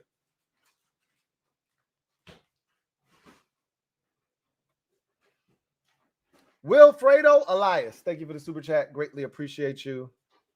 Wilfredo Elias, thank you for being a member of the MOBB. Right. This one was rough, Lou, but at least no injuries. Got to put it behind us and move on to Philly. Also Miami. Wow. But our record of 72 still holds. Yay. I don't know if we had any injuries. I got to make sure Sam is good because he did hurt his left hand in this game. He was flexing it at one point. Then he got up late in the game. His last possession, as a matter of fact, he was limping after that hit from Jordan Phillips. So just got to make sure Sam is okay. But outside of that, I think we did come out of this game relatively unscathed. So let's hope that that's the case and that we'll be able to get to Philadelphia ready to rock and roll, you know. It was a rough one for sure. King of the North, thank you for the super chat. Greatly appreciate you. Thank you for being a member of the MOBB, who writes, 35 last week and 0 this week. NFL is such a week-to-week league. Let's see how Sam responds next week. He looked completely defeated and broken at the end of the game. EB has to help him. He looked, yeah, he did. He definitely looked defeated. Like his facial expression, but his body language had changed. His facial expression was the same, but his body language definitely looked like a broken man. I put that on EB. I put that on his staff, Tavita Pritchard. I put this on them to put him in better positions to succeed. I put this on them to get the ball in the hands of playmakers around him and not make Sam out to be Patrick Mahomes in start number 4. Not make him out to be Josh Allen in start number 4 or Justin Herbert in start number 4. How about you let this young man distribute the rock to his playmakers and get acclimated to the speed of the NFL game and all the things around him before you just dump 35 passes on him every single week and say, hey, go make it happen for us. You know, they got to be better. To your point, it is a week-to-week league. And that's why I said this sucks. But my biggest thing that I'm looking for is how Sam responds next week. And in my mind, I've already said Sam's going to bounce back next week because that's what type of a competitor he is. The question is, are we going to get EB to do a better job next week? Because EB left him out to dry today. That's my personal opinion. He left the offensive line and Sam Howell out to dry today. CGM 87, thank you for the super chat. Greatly appreciate you.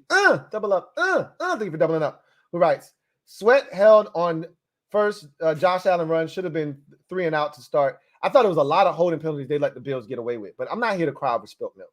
They didn't call it. It is what it is. Got to make plays. You know, simple as that. Can we call higher out of retirement to play for Wiley? We even looked bad against Arizona and / Denver. Look, this is going to be a until we, and again, our offensive line isn't as bad as it was last year. This is the difference. I know we've given up way more sacks, pressures, things of that nature this year than we did last year, because our quarterback is holding it a lot longer than those guys were holding it. But it's a better group up front. You can do some things with that group up front. I'm putting the onus on the offensive staff to come up with a better game plan than dropping Sam back and having him hold on to the ball for 3 to 4 seconds. They've got to find concepts that get it out of his hands quicker. Screens. And oh, by the way, you are allowed to run the football. That is allowed. Okay? More than 10 times, by the way, when your running back is averaging 7 a pop. You are allowed to hand it off. And you can hand it off from under center. That is allowed as well. Last time I checked, you do not have to be in shotgun to run the football. Okay? And your quarterback can run the football as well. He can be a part of the run game. That is allowed also. So there are ways to slow down a pass rush. There are ways. Will we use them? We will see. Tizzy Bang, thank you for the super chat. Greatly appreciate you. Tizzy Bang writes, thank you for being a member of the MOBB. Tizzy Bang writes, B-Rob has more game speed than Gibson. He is not the weapon we all want him to be. Trade for Michael Carter. I'm afraid Sam's always going to take sacks. He was the same way in college. He was that way in college, but again, this is it was different in college because he was the man in college. He was what drove that offense. He does not have to be that here. That's why it can be different. He had to make plays. If he didn't, they weren't going to make plays at Chapel Hill. He had to make them. So I understood it then, right? Here, you got Terry, you got Jahan, you got Curtis, you got Diami, you got Brian Robinson, you got Cole Turner, you got Logan Thomas. You have guys you can get the football to. So do that. So do that. I'll never beat a guy for wanting to make plays down the field, and Sam clearly wants to make plays down the field, but there has to be a balance there. And as a coach, you got if he can't do it on his own, you got to force him to do it by your play calls. B-Rob, I tried to tell y'all he was going to be a difference maker this year. He just needs more opportunities. Just needs more opportunities. Same shit we were saying last year. Barry Curtis Jr., thank you for the super chat. Great. And you know what, Tizzy Bang, you're right. And I said this already and a lot of people gave me hell about this a week and a half ago when I talked about this, when I said we need more out of the running back position. We need more speed. We need dynamic players. I said Gibson isn't what we wanted him to be. And you're right, Tizzy Bang. He's not. And some people just have to come to grips with that. Barry Curtis Jr., thank you for the super chat. Greatly appreciate you. Thank you for being a member of the MOBB, who writes, Cole Turner has zero yak ability. I disagree with that, but that's not who he is. He's not a yak guy. I would much rather have Amani, Rodgers out there, but guess what? He's hurt. You play with what you got. I know this. Cole Turner is catching the football. He had that one drop over the middle of the field, and it was a low ball. He couldn't quite dig it out, but he's fine. He's the least of our problems. I like Cole Turner a lot. Is he running after the catch? No, that's not his strong suit. That's why he was drafted in the 5th round, but I like him. Al Butts, thank you for the super chat. Greatly appreciate you. Who writes, the trenches. They had pressure all day. We had zip. I said this after the win last week. The line needs a bookend. Send future high picks, and let's get a lineman who can protect. I don't agree with us having no pressure on Josh Allen. Now, they protected well for Josh Allen. A lot better than I thought they would. I thought we could get in there and really create havoc. But you know what I thought happened? I thought after he ran twice early in the game, he by himself neutralized our rushers. Because now, instead of them just going up the field and being aggressive, they're now thinking, hey, if I go up the field, he might take off on my ass. Now I got to be smart. So instead of them rushing to get to him, they were rushing to contain. He's like, oh, I'm not looking to run now. I'm good. So I thought single-handedly Josh Allen neutralized our rush because we got scared of what he was going to do to us if we tried to get to him aggressively. Chase got pressure early. I thought Chase was phenomenal early. I thought Montez got some pressure early. But he ran. And he extended. And once that happens once or twice, you're like, all right, man, shit. Now we got to contain his ass. And I don't think we were ever really the same after that. JP, thank you for the super chat. Greatly appreciate you. Double up. Thank you for doubling up. My guy JP writes, how is it that we're in year 4 of this regime with the same players and we still don't beat a good team? Don't talk to us about patience. We want results and we want them now. Oh, nobody's talking about being patient anymore. The only patience I have is with the quarterback and the play caller. That's the only patience. Everything else around him needs to be up to speed and up to par. And the problem with having patience with the play caller and the quarterback is that they control so much. They control so much of the game, especially the play caller. Because he determines the rhythm of the offense, how things go. Because even if you get into a situation where you don't convert on 3rd down and you punt, okay, you punted the ball. It's okay to punt. What's not okay is throwing interceptions. What's not okay is fumbling the football. So I think the rest of the team is ready to compete. But again, you're only going to go as far as your quarterback takes you in this league. And our quarterback is only going to go as far as the offensive coordinator takes him, especially with the offensive line. You give him a better line, and I think Sam could do the things EB is asking him to do right now. I truly believe that. And so do you. But he doesn't have that line. So EB has to be more creative, and he wasn't today. Antoine Hoskins, thank you for the super chat. Greatly appreciate you. My guy, Antoine, writes, hey, I know it's early to talk draft, but my top 4 picks are right tackle, linebacker, left tackle, tight end. Let me know what you think. I think offensive line should be 2 of your first 3 picks. I wouldn't be opposed to draft, as I mentioned, 2 tackles right off the gate. Back. We'll see as the season progresses. Running back is pretty high on my list, not tight end. You get Amani Rodgers back. I don't mind drafting a tight end. Don't get me wrong. And I think there'll be, a couple of studs coming up. But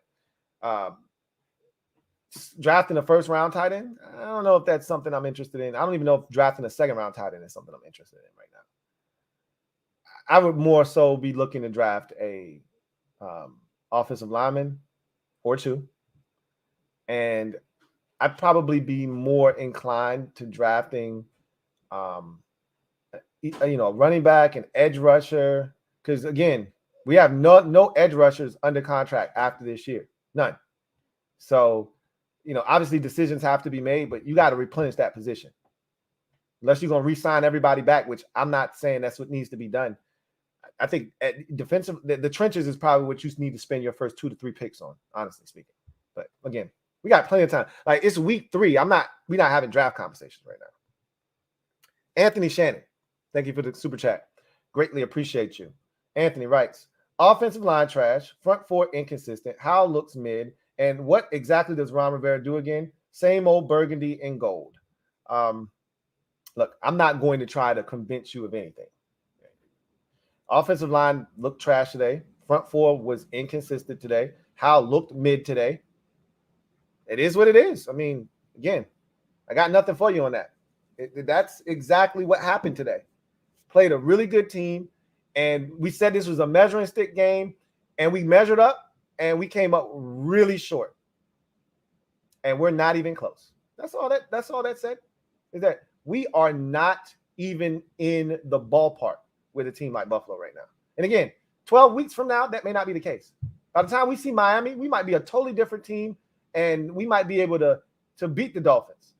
But right now, that's not where we at with ours. We're not there yet. Tizzy Bang, thank you for the super chat. Greatly appreciate you. Double up. Thank you for doubling up. Tizzy Bang writes, I'm gonna call up Will Compton and tell him I have Lawan and have him have Lawan come play right tackle. Well, first of all, Taylor Lewan is a left tackle, and he said he's not playing right tackle. And second of all, he can't stay healthy, and he wasn't very good at the end of his career. So that won't do us any good. HTTR for life. Thank you for the super chat. Greatly appreciate you. Thank you for being a member of the MOBB who writes, if Dallas loses, it'll make it feel a lot better. Don't count on them losing to Arizona. They're not going to lose that game.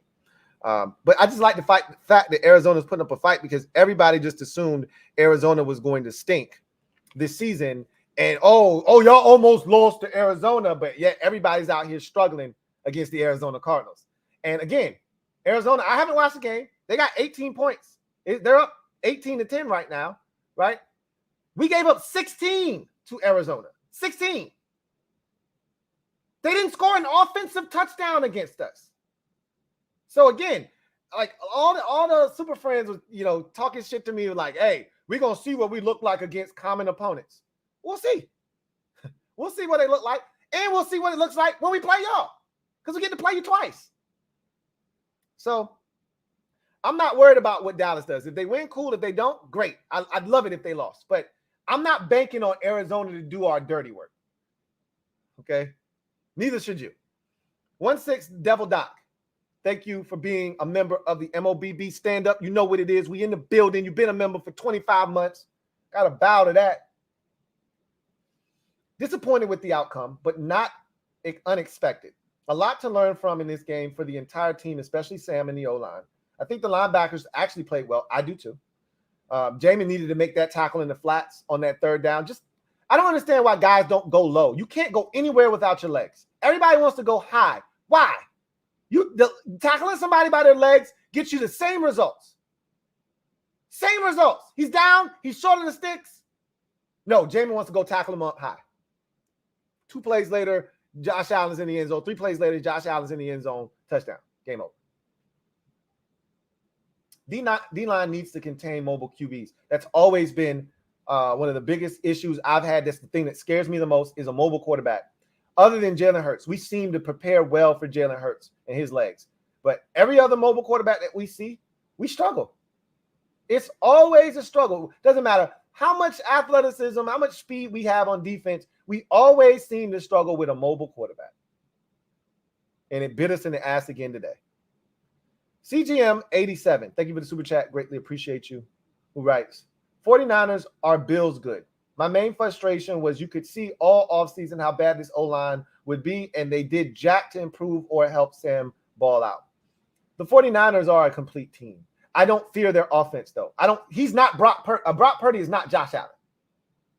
That's why I don't feel the same way. We could have beaten the 49ers last year. I know that sounds crazy because they beat us up pretty good. Remember that game. Remember how that game went, and remember the opportunities that we had in that game. I watched the 49ers, and again, it's a long time before we played them. A long time. Things could change drastically for both teams, But we won't see another team with a quarterback like Josh Allen, with a defense like the Bills have, that's well coached, with an elite receiver and a bunch of elite other players, a really good number 2 and Gabe Davis, 2 really good young tight ends that are top. You don't see that. The 49ers have a lot of stuff. They don't look like Buffalo.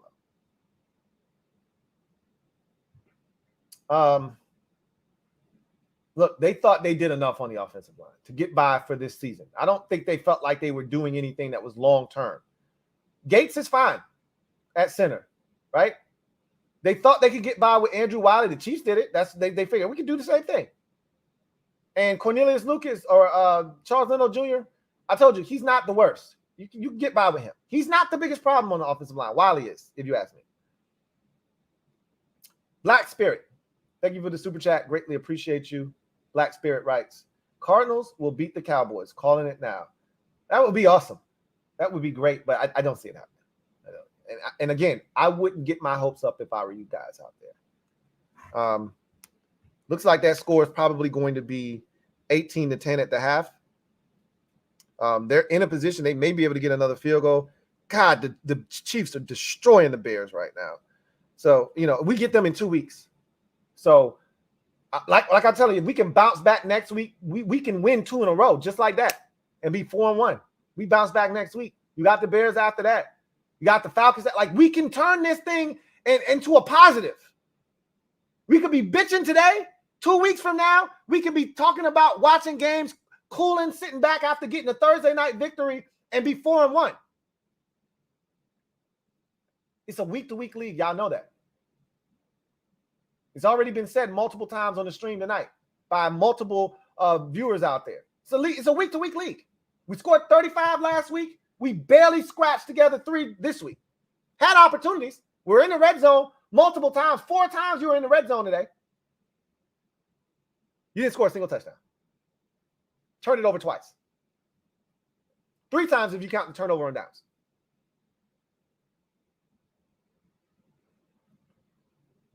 DC Fan 88, thank you for the super chat. Greatly appreciate you. Who writes, "What's up, Lou? Hope this was a wake-up call. We'll be all right. How you feel about the comeback from last week?" It was great. But again, you can't keep digging yourself those types of holes and expect to keep digging yourself out of them. Now, this wasn't as drastic a hole this week as it was last week or even the week prior. But one of the things I was excited to see with this offense, with EB as the play caller, with Sam at the helm and all the weapons that we have, is that we could actually enjoy a lead and allow the defense to pin its ears back and go after somebody.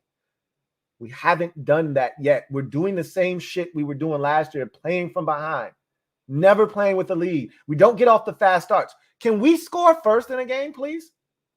Did we score first against Arizona? I feel like it was 3-0, and then we scored a touchdown and went up 7-3. Or we might have scored first in that game. Let me see. Can we score first in a game, please? Like, seriously, please, can we score first in a game? See what happened in the Arizona game. Yeah, we scored first in that game. Then gave it right back, gave up a field goal after that. But we didn't score first in the Broncos game, and we didn't score first today. Can we score first, please? Can we jump on top of somebody, please?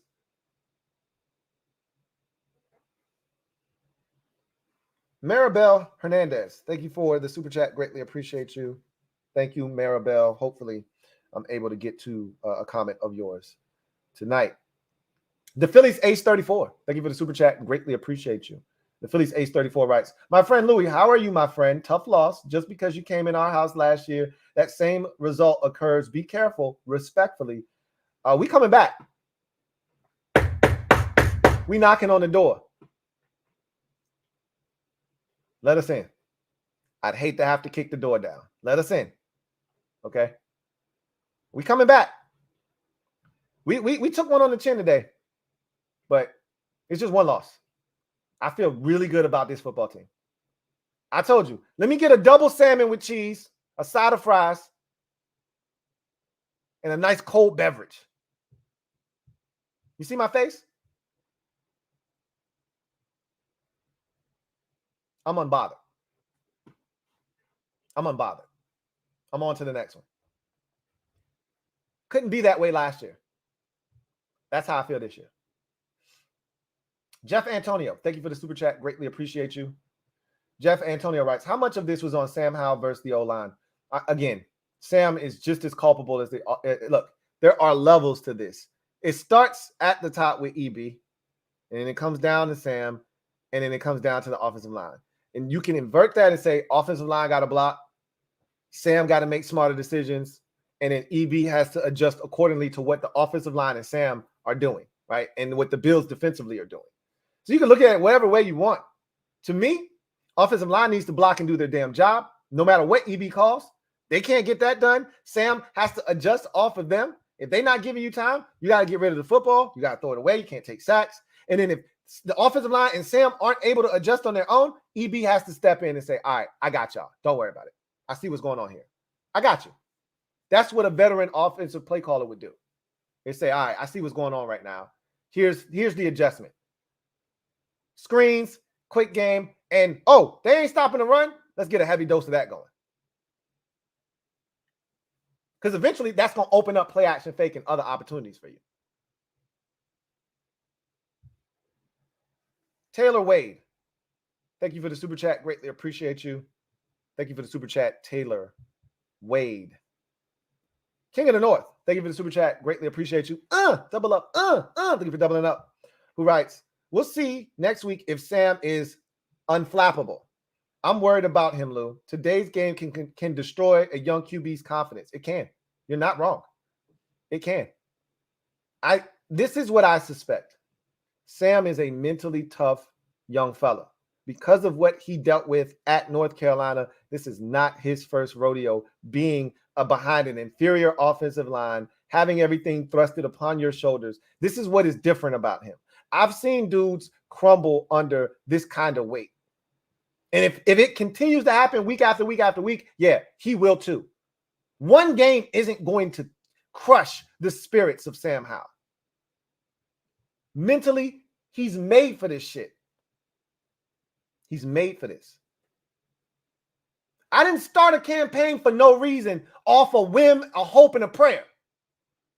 I started this campaign because I know what this kid is capable of, and I know the mental makeup that he has. He'll be unflappable next week. He just better have the rest of the squad come with him. He says he's either got to let it rip or roll out and extend. Holding the ball in the pocket is unacceptable. Facts, big facts. You can't win consistently doing what he did today.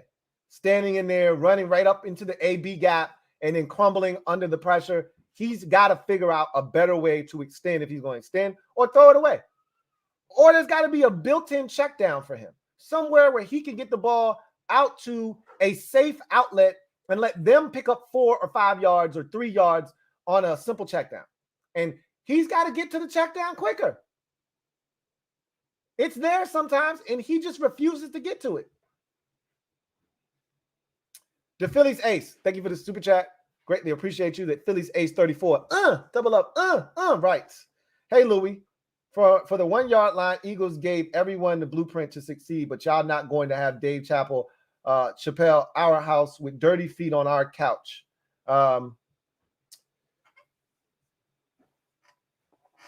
I thought we should have run a quarterback sneak. I said that in the MOBB chat. Like, what's wrong with a quarterback sneak right there?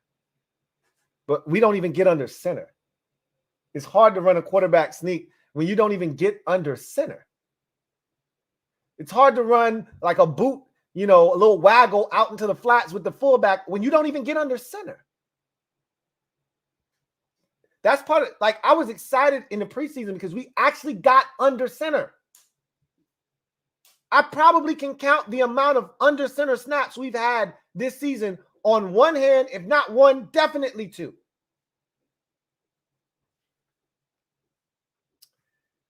Ethan Dykes, thank you for the super chat. Greatly appreciate you. Ethan writes, really not sold on EB, Lou. No balance or answers. I'm not bailing on EB. This was not his finest hour, but last week you were firing Ron and hiring EB. You can't be swinging on the pendulum of emotion like that, guys. And I'm not saying you in particular, Ethan. I don't know how you felt about EB after last week's game, but a lot of people, like, if that's what you're going to do, you guys aren't going to make it through the season. I told you this is going to be a roller coaster. It's going to be a hell of a ride. It's going to be a fun ride. But if you swinging on each end of the spectrum every single week, you're not going to make it. You can't be 1 week hire EB is God, and then the next week, I don't believe in EB. You got to be somewhere in the middle. You got to be even keel.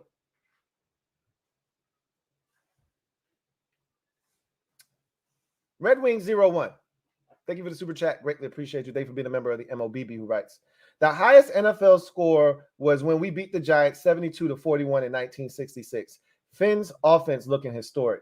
Not only is their offense ridiculous, though. I told y'all this on the podcast. I said the Dolphins have players that just look like they're running at warp speed and everybody else is running and slow. Watch Devin A-Chain in this game. Devin A-Chain was unconscious in this game, okay? He's their third running back. He's faster than anybody on our offense, okay? At least he looks like it. Between Waddle didn't even play today. Waddle, Hill, A-Chain, what's their start? Mostert. All of these dudes look like they're running at a different rate of speed than everybody else. Shit is crazy.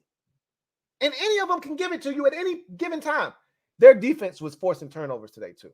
I mean, everybody when you score 70, everybody's getting involved. Everybody. That was a different kind of beating that they took today in Denver. King of the North, thank you for the super chat. That's what I'm looking for on offense. I'm looking for that kind of speed. That's why I wanted an Israel Abakanda in the 5th round. Like, that's the kind of guy I was looking for. Instead of wasting a 4th-round pick on an offensive lineman who can't help you this year, how about drafting Izzy Abaconda and seeing if you can't add some juice to the run game? That's how I was feeling. But what do I know? King of the North, thank you for being a member of the MOBB, writes, never a good time to fumble, but it seems like Gibby AG fumbles at worst possible moments. There's never a right time to fumble the football. That fumble that he had today, though, that was the last gasp. Any hope that we had of coming back, it's still 16-0. You're still in the game. Those hopes were dashed immediately upon him fumbling the football there. So, yes, his fumbles seem to come at the most inopportune times. But, again, there's never a cool time to fumble the ball, you know. But, yeah, there's no other way to say it. You know, his fumbles always come at bad times. And it feels like we never get his fumbles back. When he fumbles, we lose it every time. That's what it feels like. Ain't no half Stephen. Thank you for the super chat. Greatly appreciate you. Who writes, the uncalled PI on Bills 43 on the Cole red zone reception was the play of the game. New set of downs instead of turnover on downs. I didn't see, you know, the PI that they didn't call. I just saw Cole Turner make a great catch. And I expect us to be able to get the ball in from the 1-yard line with 2 tries. That's just me, though. You know, that's just me having, you know, wishful thinking that we could actually be an offense that can get the ball at the 1-yard line and have 2 chances and get it in. But clearly that wasn't the case. But that's just me, you know, feeling like we should be able to score from 1 yard out. That's just me. But don't mind me. I'm just over here. Okay, Cardinals got a field goal before half. Hey, how about that? Dallas over here struggling. They're going to win that game, though. Jado, thank you for the super chat. Greatly appreciate you. Jado writes, it's still NHO. I don't care on the Philly. You see what I'm wearing, right? You see the hat I got on, right? I could have worn my LTN hat, and I thought about it. I said, nah, I got to wear the NHO hat today. Got to. Got to wear it today. If any day I had to put the hat on, it's today. I don't wear it today, and you're going to think I'm jumping off the ship. And I'm not. I already told you. I got a double salmon with cheese. Look at my face. I'm unbothered. We on the Philly, Jado. You know what it is. NHO. Frank Brown, thank you for the super chat. Greatly appreciate you. Frank Brown writes, what's up, Lou? What's up, Frank? It's still NHO in full effect. You know what it is. You know the vibes. Big learning curve for Howell, though. 4 picks. Damn. I mean, look, when it rains, it pours. All I could do was laugh. That last pick was comical. Like the dude AJ Epineza jumps up in front of you and you think you can get it over his arms.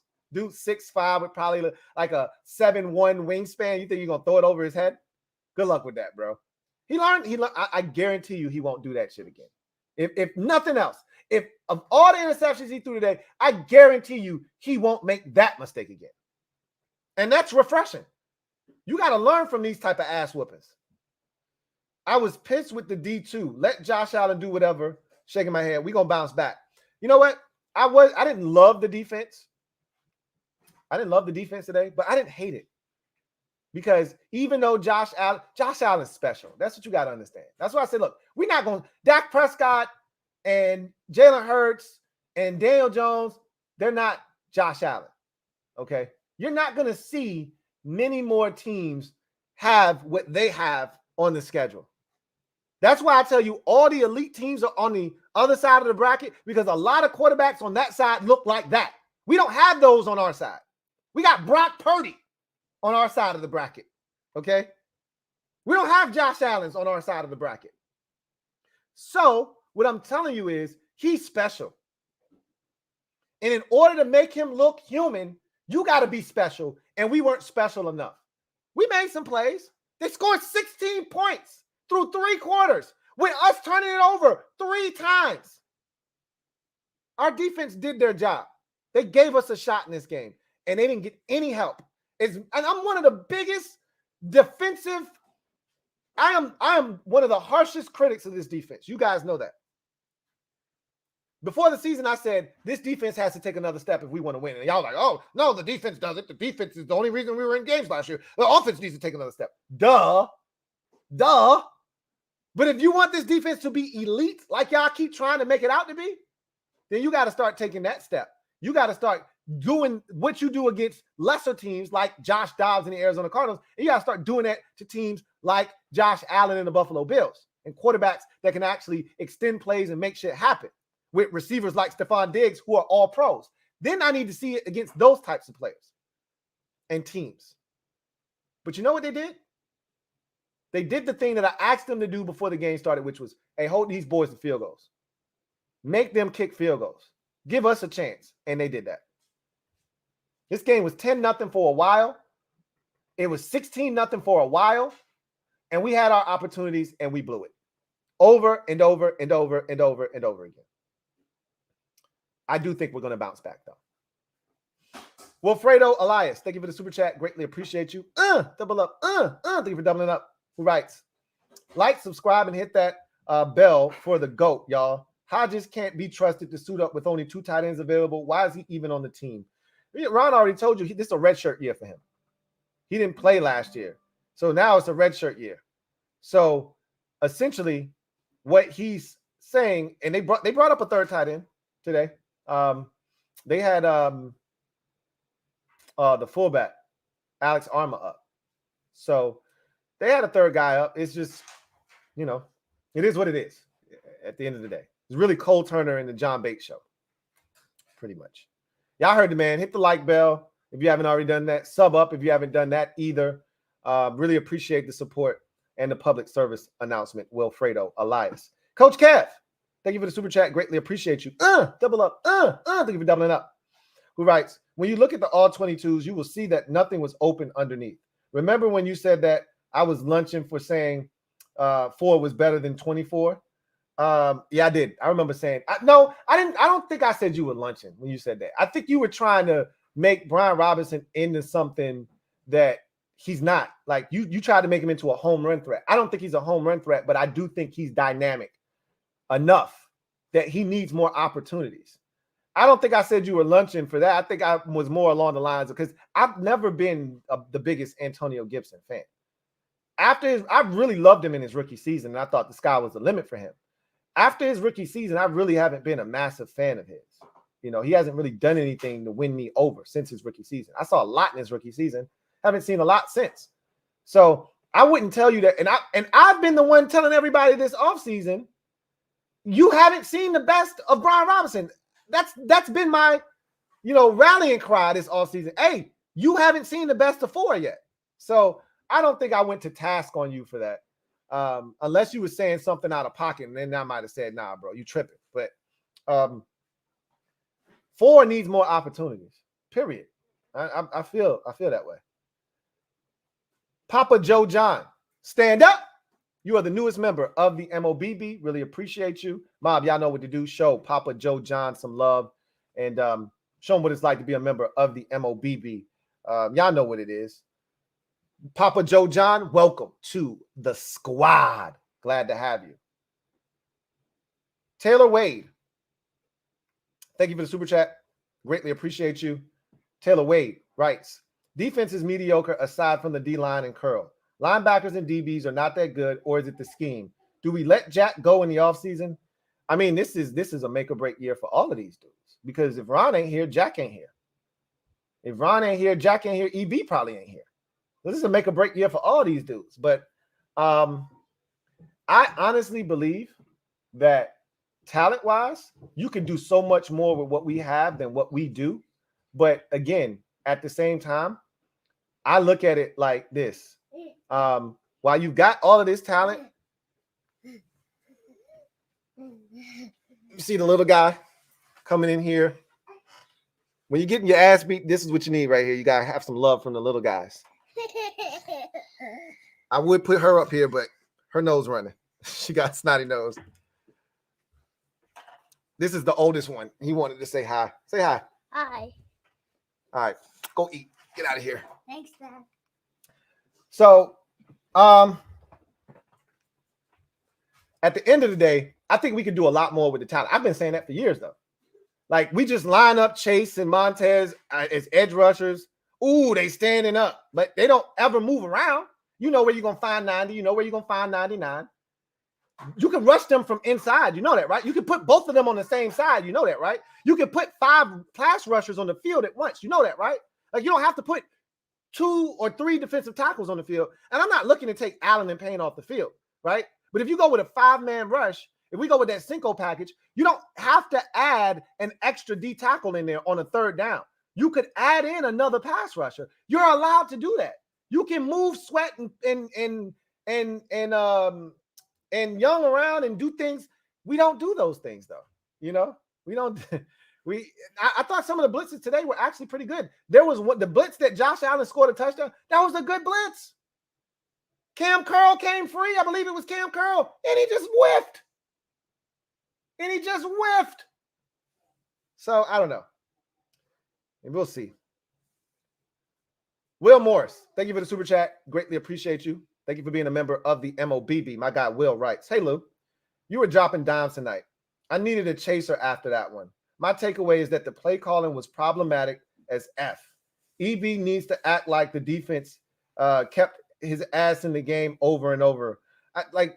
At some point, that's why the adults have to be responsible at some point, right? At some point, you got to be able to say, I see Sam is struggling with the pass rush. I see the pass rush is struggling, or the offensive line is struggling with the pass rush. I see the run game is working, and we haven't used screens all game. You know what? Let's get them a little something. Let's see how they try this on for size, right? We never saw that, though. We never saw a true dedication. Outside of one drive to start the second half, the 3rd quarter drive, we didn't see a dedication to the run. Outside of 1 or 2 screens, and that wasn't until the second half, and Antonio Gibson fumbled on. We didn't see the screen game. We didn't get enough of the short passing game other than stop routes to the tight end, stop route to Terry here and there. But where's the slants? You know, where are the quick passes underneath? Where's Jahan Dotson getting the football? Like, where is us getting playmakers involved in space? This is all we talked about offseason. All we talked about was getting the playmakers the football in space. That's all we talked about. Antonio Gibson, Terry McLaurin, Jahan Dotson, Curtis Samuel, De'Ami Brown, playmakers, ball, space. That's all we heard. Have you seen that in 3 weeks? Have you seen that consistently for the first 3 weeks? I'll wait. That's my biggest issue. Broncos kid, thank you for the super chat. Greatly appreciate you. Thank you for being a member of the MOBB who writes, hey, Lou, hope you're doing better than me. Any room over there for me? Hey, man. It was pretty rough today, bro. And, you know, I think this is a little bit of karma coming Sean Payton's way because he talked hella trash this offseason about how bad the operation was last year and how bad of a head coach your boy was and all of the issues he saw. They couldn't get plays in, this, that, and the third. He ain't never give up 70, though, last year. He got some, there was some ass whoopings that they took. They ain't never give up a 70 spot, though. So, hey, I think this is a little bit of karma coming Sean Payton's way. He getting a nice dose of humble reality. Not harsh, humble pie. It's plenty of room over here, bro. It's plenty of room. Sam doesn't make the same mistake twice. Thank you for being a member of the MOBB. You know what it is. Been a member for a month. Do you think Lucas needs to play more? I already told you what I would do. My solution to the right side of the offensive line is simple. I think you could fix so much because then if you get Cornelius Lucas out there, I don't think you have to chip off to the right side anymore. You don't have to be as protective of Andrew Wiley. You can do some other things. I would literally just take Andrew Wiley out and insert Cornelius Lucas. I would do that right now. No hesitation. Wilfredo Elias, thank you for the super chat. Greatly appreciate you. Wilfredo writes, run the ball at a 2-to-1 ratio, and we're all grown, and we all grown, LOL. I don't want to run the ball at a 2-to-1 ratio. That's not what I'm looking to do. I want them to run the ball more, okay? But I don't want to run the ball 2-1. Okay. I just want them to make it closer to 1-1, 1.5 to 1 past the run, right? Like right now, it's skewed way towards the pass. And it's not because we've been getting our ass whooped in all 3 games. We've had a chance to run the ball effectively and consistently all 3 games. We were down 21-14 at half. You can run the ball as much as you like in a 7-point game. We're down 16-0, and the Bills hadn't really done much of anything on offense. Like, it's not like they were going up and down the field and scoring at will. 16-0. It was 10-0 for most of the first half. You could run the ball. Trevor Patch, thank you for the super chat. Greatly appreciate you. Trevor Patch, thank you for being a member of the MOBB. Writes, you could replace AG with Curtis Samuel back there. I don't think you could do that consistently, but yes, you can. You could take away some of his. You're absolutely right. Not even think about that. You could absolutely put Curtis Samuel back there a little bit more and take AG's touches away if you wanted to do that. I think they need to do that with Curtis Samuel. If you're not going to get him the ball in the pass game more, I think you need to find a way to get Curtis more touches. I'm all for it. Put him in the backfield. I don't understand why we don't do that anyway. Start out the formation with him in the backfield next to Sam. Sam sends him in motion. Who's going with him? Is it a running back? I mean, is it a linebacker? Is it a safety? Is it zone? Then bring him back into the backfield. And then you can find ways to play with that. Like, I don't know. King of the North, thank you for the super chat. Greatly appreciate you. King of the North writes, remember how we beat Philly last year? We ran B-Rob all night and made smart passes off play action, sustaining long drives. If EB keeps this pass-happy approach, Philly will eat us alive. Unfortunately, I think that happens. There will have to be more balance next week against the Eagles. There will have to be more balance against the Eagles. I think our defense will perform well against their offense. But it doesn't matter if our offense is giving the ball away, taking, needless sacks and killing drives. There must be some sort of balance. Again, EB's learning too. I'm hard on EB because he's an adult. He's been a coordinator in this league for 5 years. He should know better. But this is his first time being the guy as an offensive coordinator. So he's learning too. So I can't be, like he said about Sam, a lot of times this is his first time seeing a lot of stuff. It's not EB's first time seeing it, but this is his first time calling it, being the guy. I hope I'm wrong about him trying to prove that he can put together a dynamic pass offense instead of just putting together a dynamic offense. I hope I'm wrong about that. CGM87, thank you for the super chat. Greatly appreciate you. CGM87 writes,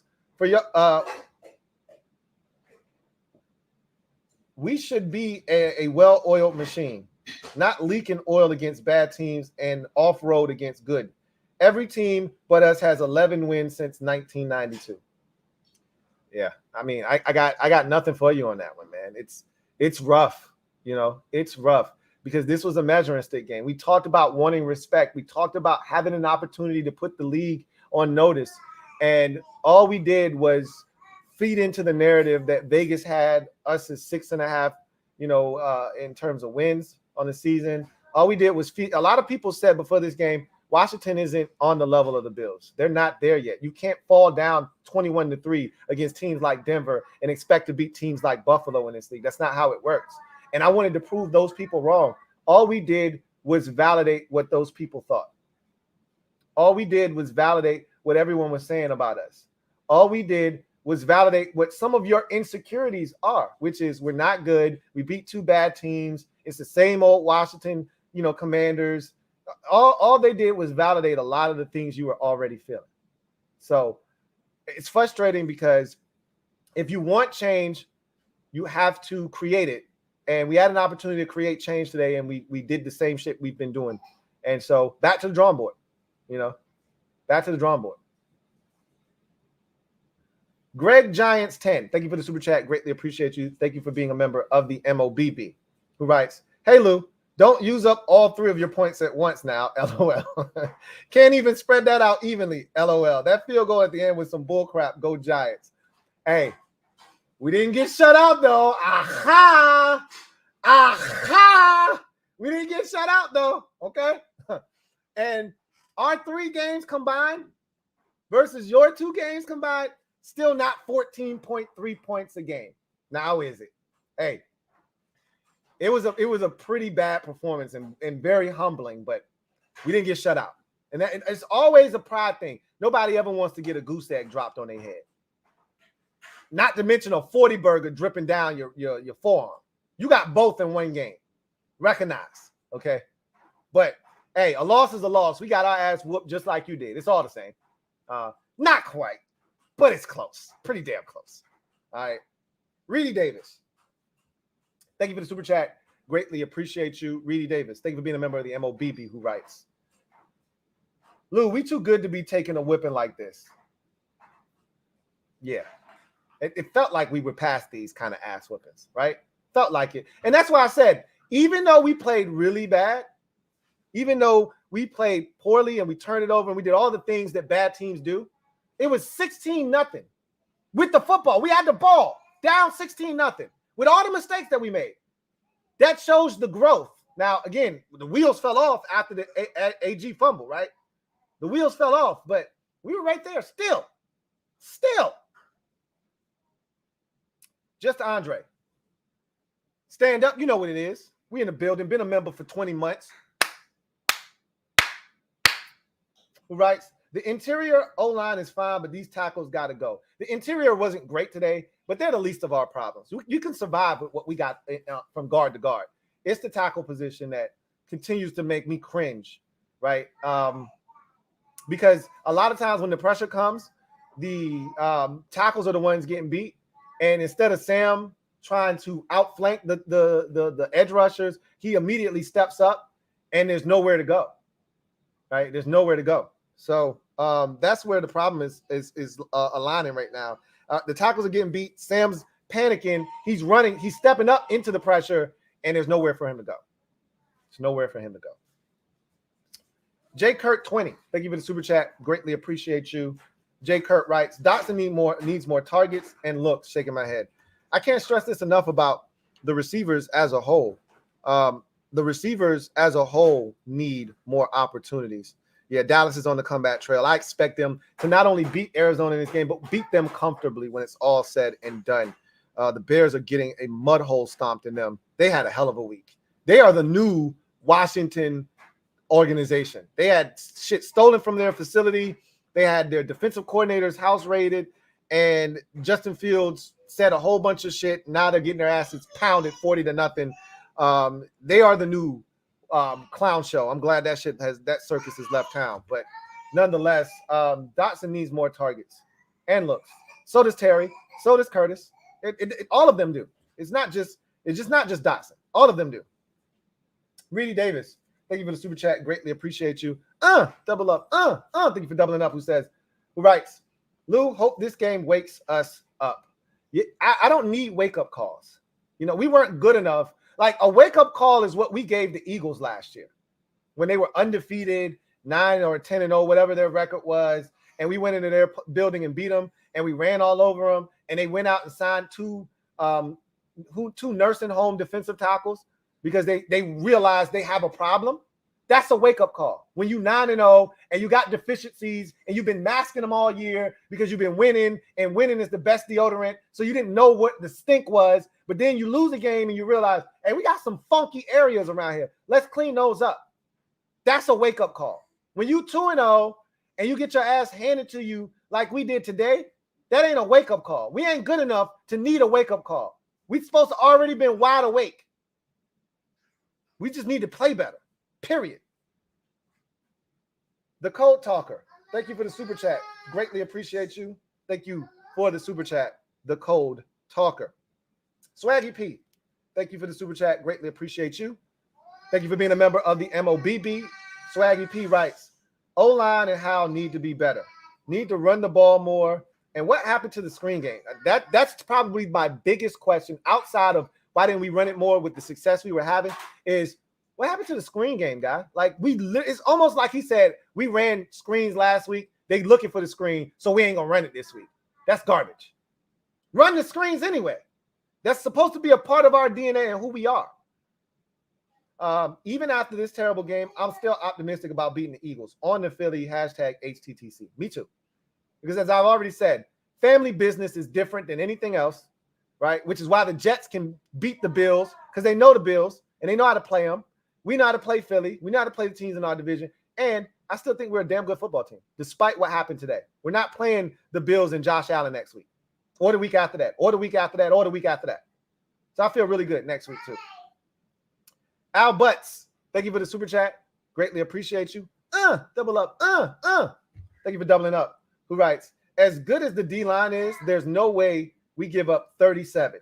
Jack Del Rio has to go. He is wasting D-line window, which won't be here forever. I look, I'm not going to kill Jack on that. I've already said that I feel like you can do a lot more with the talent that we have, and he's not doing nearly enough. But at the end of the day, it is what it is. Like, I'm not going to kill Jack. We gave up 16 points through 3 quarters. I'm not going to kill Jack for that. I'm not. Like, could we have been better on third down? Let me see what their number was on third downs. Let me see what they actually were on third down. They were, I want to say they ended up being 9 of 14 on third downs or something like that. That's my guess. 9 of 15. Conversely, we were 1 of 9 on third downs. You're not going to win many games doing that, right? We only had 51 snaps in this game. Again, I told you one of the keys to the game and what the Bills have been doing this season to this point was they were sustaining offense, right? They were converting on third down, something that we had done really well. And we had to stop them from converting on third downs. We had to show the ability to get off the field against a good offense. This isn't Arizona with Josh Dobbs. This isn't the Denver Broncos with Russell Wilson missing opportunities. This is Josh Allen and the Buffalo Bills.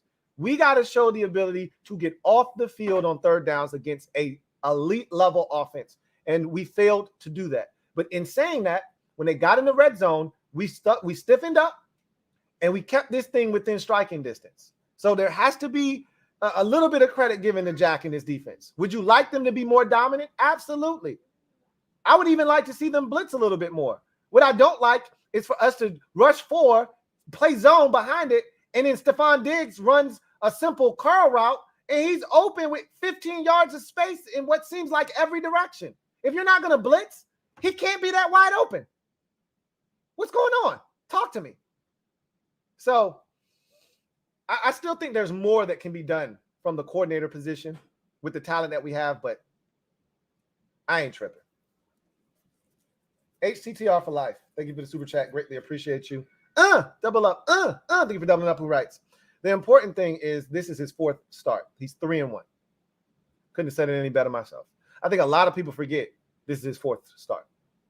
You know, you look at this team and you think about what this team is and where they could be, and you're trying to fast track him to catch up with the rest of the team.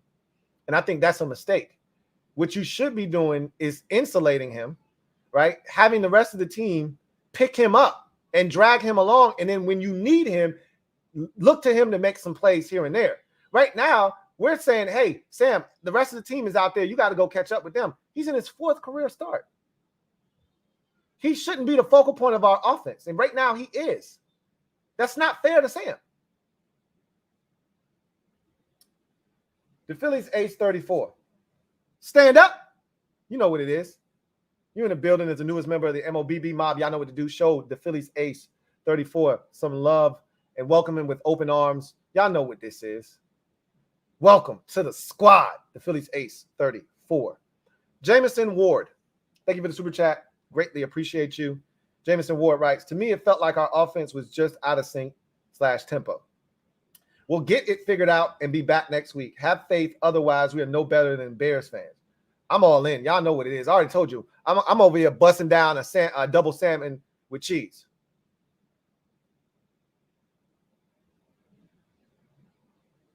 You know what it is. It's NHL over here, man. I feel good. Feels good. Feels good. Getting your ass beat like this doesn't feel good, but having confidence that your team will bounce back does feel good. And that's where I'm at with mine right now. The Phillies Ace 34. Thank you for the super chat. Greatly appreciate you. The Phillies Ace 34 writes, I am not going to be delusional. We have given up over 300 yards to Cousins and Max, so Washington should be encouraged. Eagles haven't played their best yet. That's why I'm encouraged. If you were dominant on defense right now, I'd be very, very concerned. Now, I'm still concerned because your front is capable of devouring our front if we don't do a good enough job of scheming it up. You have the horses up front to make life live in hell for Sam Howell. The Bills don't have the type of line that's supposed to be netting you 9 sacks in a game. That's not the D line you give up 9 sacks to. So you damn right I'm worried about Philadelphia's defensive front. But I expect a better game plan for their defense. I really do.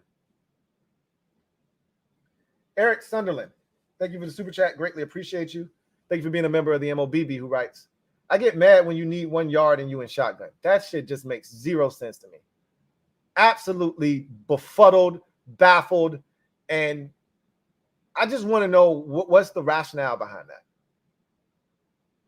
You want to run from the 1 yard line and gun on 2nd and goal from the 1? Go ahead. Not on 3rd and goal. Now I need you to get – it's like having 2 strikes, and I need you to choke up on the bat at this point. Now you can't be looking to smoke something, put the fat part of the bat on something. Now I just need you to make contact. Choke up and get serious about putting bat on ball and making them field some shit. When you go in a shotgun on 3rd and goal from the 1, and you know you're going for it on 4th down, you ain't serious. You ain't serious. You joking around with 2 strikes. You joking. You asking to get struck out. That's bullshit. William Rogers Jr. Thank you for the super chat. Greatly appreciate you. William Rogers Jr. Thank you for being a member of the MOBB writes. Can we admit that the Gibson experiment has failed as a running back? Notice Bills drafted Osiris in the 2nd round. They're to protect their quarterback. It's kind of important. It is. You know, and they were going to draft your boy from TCU, and he just got snatched up before we could get to him. But no excuses. They could have done more to build up this offensive line, and they did. And I'm not mad at them. I ain't glad at them, though. But you have what you have at this point. We can't cry over what they did or didn't do. Now the job is what it is. You know what it is. It's in front of you. Protect 14. And there's various ways to do that. Run game, screen game, quick game, chips, match protect, whatever the hell you got to do, do it. But he can't keep taking a beating like this. Kimura, thank you for the super chat. Greatly appreciate you. Who writes, Lou, how about last night? 10 men on the field for Notre Dame. Twice. Manders will bounce back next week. A lot of overreactions right now. NHL. Yeah, that's a bitter way to lose the game. Not having the requisite amount of players on the field. I was more concerned, though, with the 3rd and 19 play call from Al Golden than I was not having 11 players on the field. Like, you can't have – and he had 10 players on the field on that play too. But you can't have 3rd and 19 and you just do that against a young quarterback that when you speed him up, he's shown you all night he doesn't handle that well. You're just going to rush 3 and drop back 7 instead of 8? Okay, cool. It's always – look, when you lose in this league, there's always going to be overreaction, especially when you get your ass whooped. Always going to be overreaction. Each week is its own entity. So, again, you dust yourself off, pick yourself up, you dust yourself off, and you try again. And I expect us to do that next week. And I expect us to be a lot more competitive in doing that next week. And hopefully we do it at a high enough level and competency that it yields us another tally in the left-hand column. That's the hope. Trevor Patch, thank you for the super chat. Greatly appreciate you. Double up. Thank you for doubling up. Who writes, EB said we don't get under center because Gates is nasty and don't wash his ass leading up to game day. Hashtag bean cabbage burritos. Hashtag make it how I make sense of it. I mean, I don't know what the hell is their problem with getting under center and why we seem like we're allergic to it, but that needs to happen at some point. We need to get under center. Charlie X Games. Charlie X Games, thank you for being a member of the MOBB. Really appreciate you. Who writes, what's up, Lou? What's up, Charlie? I'm still confident in this team, but it's crazy to me that only one player from the draft is taking any meaningful snaps. We need a GM. We have a GM. We need a better GM is what you mean. It's not like Ron Rivera is running the show. We have a GM. We have two of them, actually. And I like one of them. Not really in love with the other, but that's nor here nor there. At the end of the day, it is what it is. You're not wrong. You're not wrong. You spent a second, a third, and a fourth round pick on guys who, if all things go the way that they're supposed to, will not be heavy contributors this season. Again, make it make sense. But again, in a season where you have to win, that's what you're doing. You're drafting guys for the future. You knew Braden Daniels couldn't help you in the fourth round right away. And you're going to spend a fourth round pick on him anyway? Okay. And again, Ron could still be here next year. Don't forget, like, this is a long season. We're 2-1. We're not 0-3. Ron could be here next year, and he could have drafted for the future, and those guys may turn out to be good football players for him. Who knows? He could be the starting right tackle of this team moving forward, Braden Daniels. We may already have our starting right tackle on the roster. We just don't know it. We'll see. Cash. Thank you for the super chat. Greatly appreciate you. Cash writes, what's up, Lou? We don't have a regular O-line. Teams consistently get 4- and 3-man pressures. That's ridiculous. And then the Bills OC straight disrespect us, knowing Jack don't blitz, and ran play action on the 1. Yeah. I mean, you don't want to give up a 99-yard touchdown being over-aggressive. But they ran play action, but they also, I bet you it was max protect. It wasn't like they ran a regular, basic, standard play action. I bet you that was an 8-man protection, and it was a 2-man route. That's my guess. I could be wrong. And they had 4 guys out on the route. But that looked like max protect against a 4-man rush, and it was double teams across the board. That's what it looked like to me. But again, until we find ways, and again, we can sit here and cry about the offense.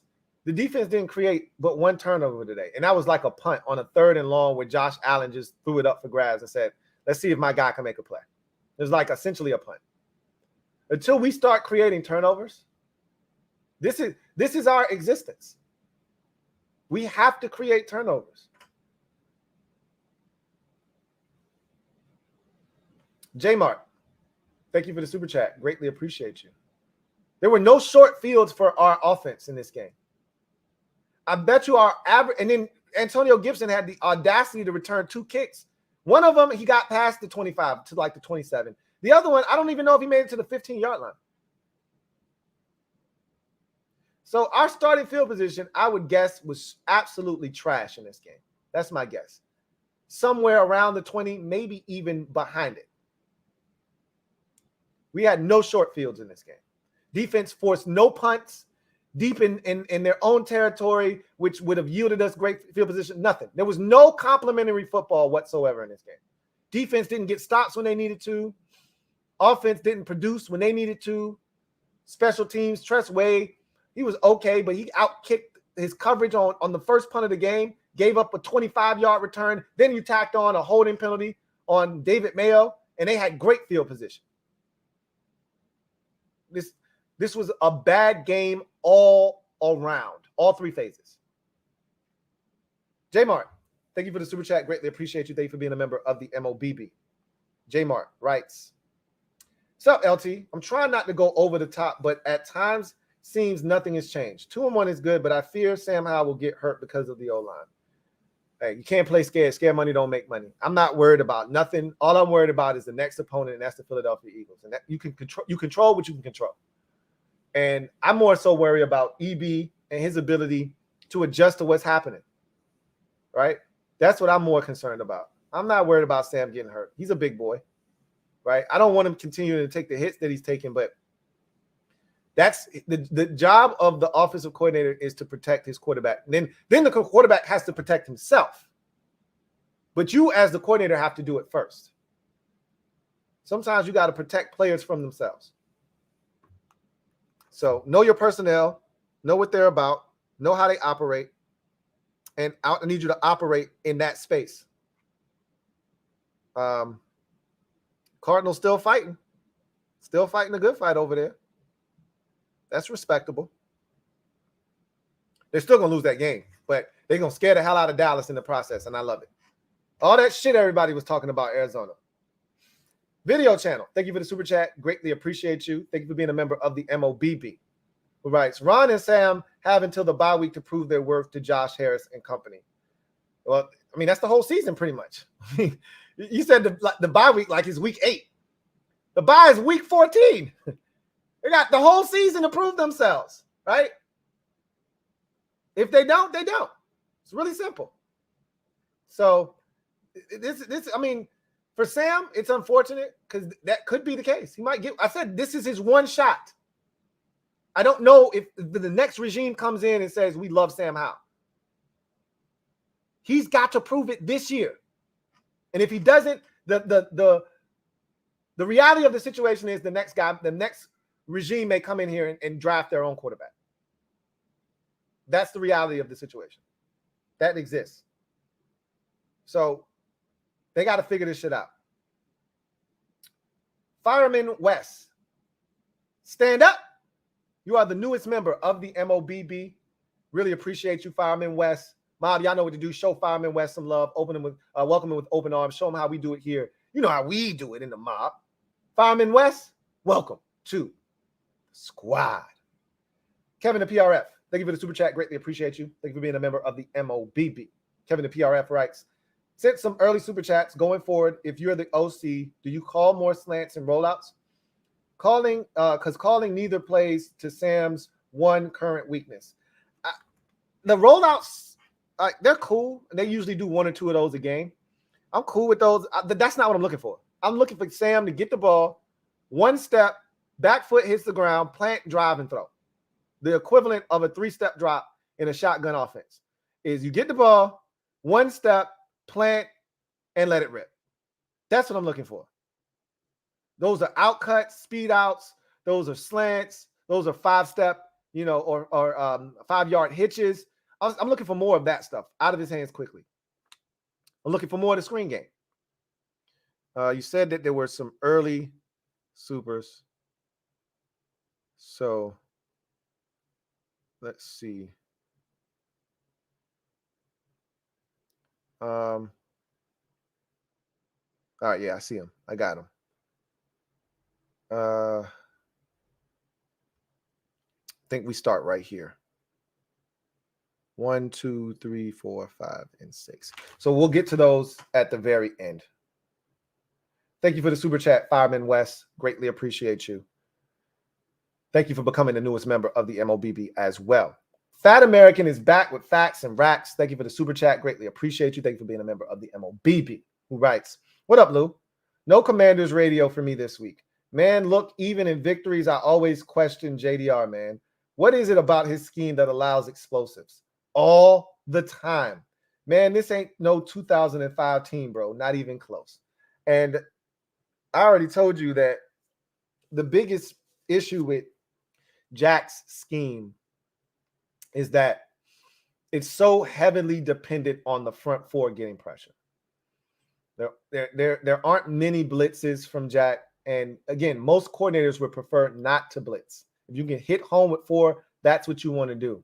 But even when we rush 4 and we drop 7, it still seems like guys are open in zone coverage. It still seems like the quarterback can run wherever he wants. Like if we drop it in zone, if we're not turned with our backs in man coverage, why is no one looking at Josh Allen? Why is he able to take off and run for a first down every single time? It seems like he only ran it like 4 or 5 times in the game, but they were 4 impactful runs. 3 of them probably coming on 3rd down and long and breaking our backs, including the first one of the game. The first third down of the game, he takes off and runs. We talked about this all week. How can you let this happen on the first third down of the game? Again, make it make sense. Fat American is back with facts and racks. Thank you for the super chat. Double up. Thank you for doubling up. Who writes, all I could do was laugh when they got out of their own 1 yard line both times. Man, where is Greg Williams at? Call Greg. And nah, the D-line is playing good despite JDR, in my opinion. That's all Jeff and RK. Jeff Scanina and Ryan Kerrigan. That's what we're talking about. Defensive line coaches. Look, I'm not going to beat Jack up. I'm not going to beat Jack up. The defense did its job. It wasn't what I wanted it to be, but it was effective enough to give us a chance. And if the offense doesn't throw up all over itself and actually put points on the board, this is a much closer game and a game that we got a chance to win because the defense gave us that opportunity. Defense defended a lot of short fields today. Defense had to overcome sudden change of possession, take the field and find a way to get, and they did that over and over and over again. No, I don't like them allowing them off their own 1 yard line twice. That shit made me throw up in my mouth. But they only scored 16 points before the wheels fell off. Again, they held up with all the bullshit we were doing, with all the mistakes we made. They held up for 3 quarters, only surrendered 16 points to one of the most explosive and dynamic offenses in football. I can only be so mad at that.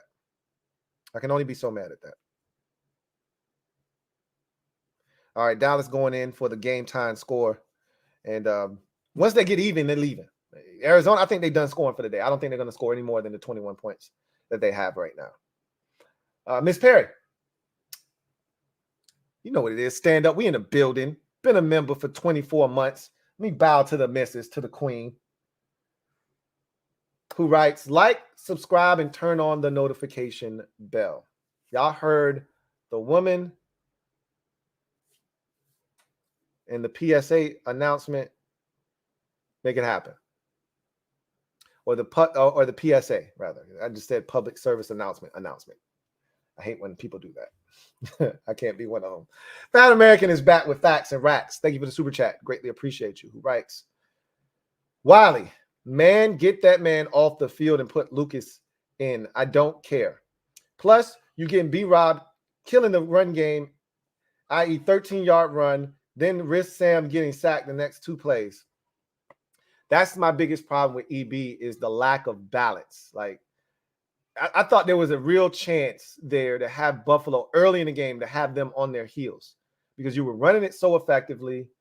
The short passing game was working. That first drive was beautiful. The second drive, when we went down the field, or it might have been the third drive, when we went down the field and got stuck at the 1 yard line, that was beautiful, right? We were moving. It felt a lot like Denver in the sense of we were moving the ball. And then we just couldn't get out of our own way. And it wasn't penalties today. I had talked about needing to limit the amount of penalties. We didn't have a bunch of penalties today. We had averaged 8 penalties for 70 yards each of the first 2 games. We might have had 3 or 4 penalties at the most today.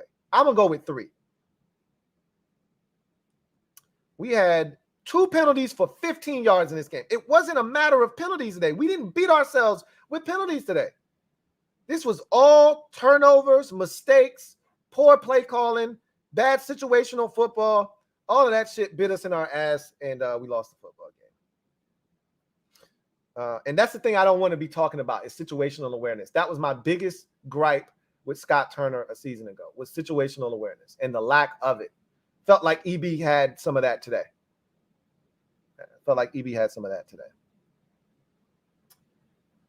Fat American is back with facts. Thank you for the thank you for being a member of the MOBB. Oh, wait. Been a member for 16 months. Who writes, man, whatever though, man. FAT American is back in the house, but this time as a gold member. What's good, y'all?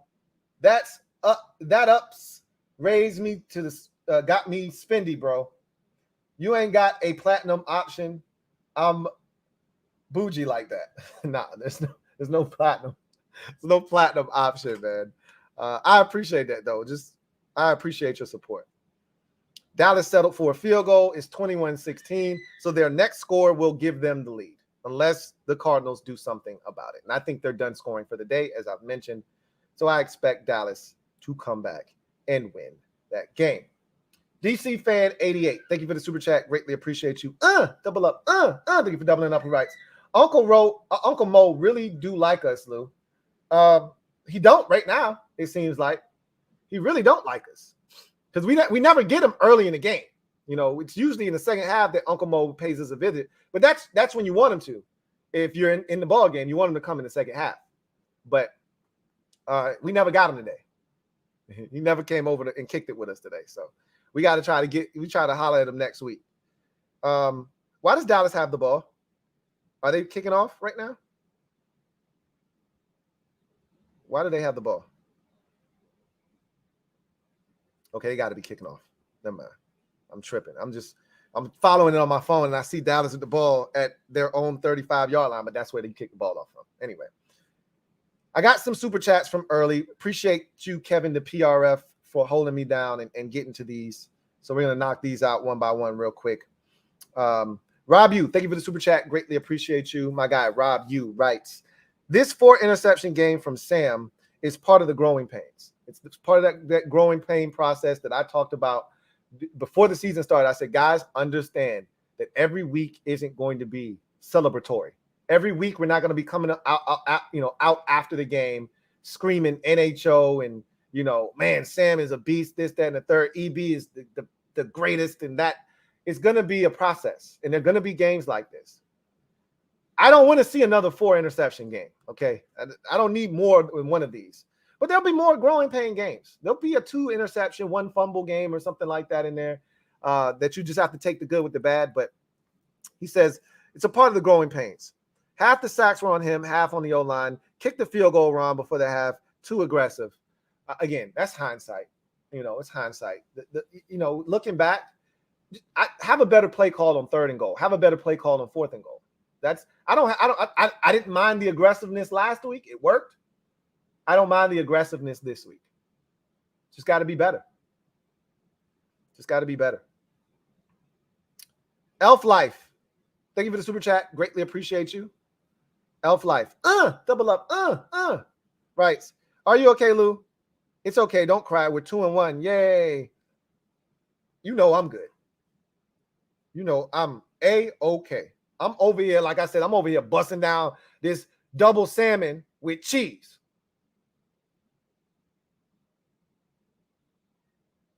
And I got a Coke and a smile. I'm good over here, bro. Drinkable Measy. Thank you for the super chat. Greatly appreciate you.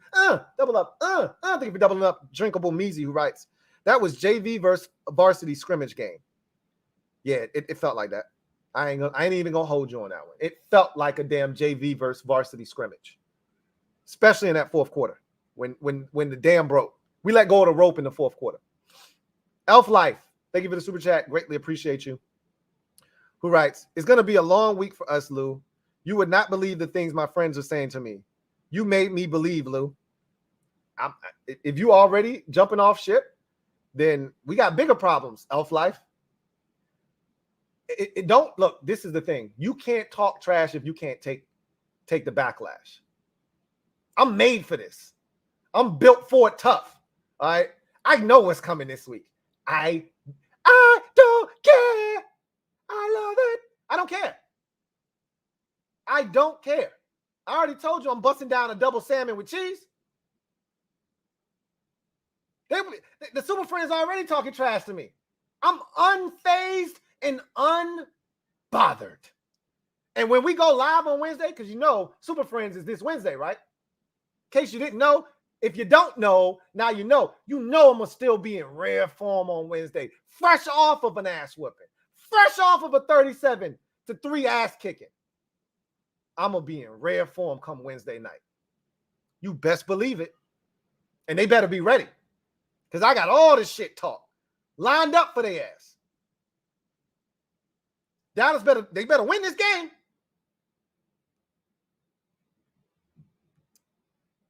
Because I fully plan and expect to beat Philly on Sunday next week.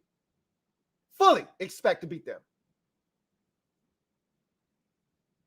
Sam doesn't make the same mistake twice. Thank you for the super chat. Greatly appreciate you. Who writes, we need Wild Goose.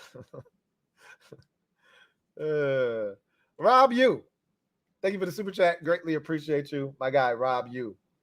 Writes, short passes, screens, run the ball. Take some of the pressure off your young QB who tends to hold the ball too long, which is fixable. That's all I'm saying, Rob you. That is all I am saying. Elf Life. Thank you for the super chat. Greatly appreciate you. Elf Life writes, we got done like Colorado. Yeah, we did. We did get done like Colorado. Facts. Big facts. Big facts. All right. So thank you once again, Kevin, the PRF, for getting all of those. And shout out to all of you who left supers before we got started. And thank you for reeling all of those in, Kevin, the PRF. Big time clutch performance by you. Derek B. Thank you for the super chat. Greatly appreciate you. Thank you for being a member of the MOBB, who writes, rumors of our dynamic offense have been extremely exaggerated. NHO, but this is a roller coaster I expected. And any chance we had today, Sam and Gibby killed?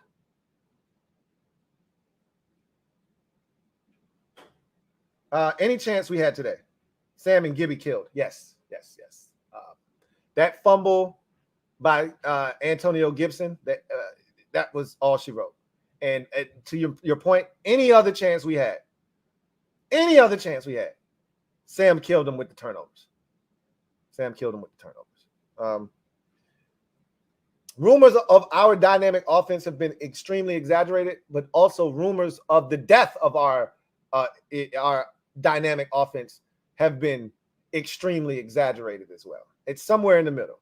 And that's the thing that I always try to tell you guys is nothing's as good as it seems, nothing's as bad as it seems. Somewhere in between, reality falls. That's what a wise man once said to me. Truer words have never been spoken, especially when it comes to this team. Barrett Downing, my guy, BD, thank you for the super chat. Greatly appreciate you. Double up. Thank you for doubling up. My guy, Barrett Downing writes, damn, Uncle Mo, we need to put him in a home and do it on our own. Hey, look, man, Uncle Mo was not happy with the selection today. We told him what we had in terms of beverages and what we had to eat and the lodging, situation. He's like, bro, that's the best y'all got. They got buffalo wings over here. I like the spicy ones. They got buffalo ranch dressing. Like, y'all got to give me something if you want me to get up. And he said that with a big-ass glob of ranch dressing on his mouth. He's like, look, man, if you really want me to get up, you won't have to give me a reason because this shit is good right here. They brought me authentic buffalo wings from Buffalo. You want me to get up? You're going to have to give me a reason to get up. And we never gave him a reason to get up. Them whack-ass fries, that whack-ass hot dog, he didn't want that shit. So he sat right where he was at, and he ain't never get up. Abel Ambrosio, my guy, Double A. Thank you for the super chat. Greatly appreciate you. Thank you for being a member of the MOBB, who writes, shout out to Lou Kids, man. We are going to bounce back. We're going to bounce back. We going to make it. We going to make it. We gon' make it. I ain't scared. I ain't scarried. I ain't wavering. I ain't waffling. I'm salmon.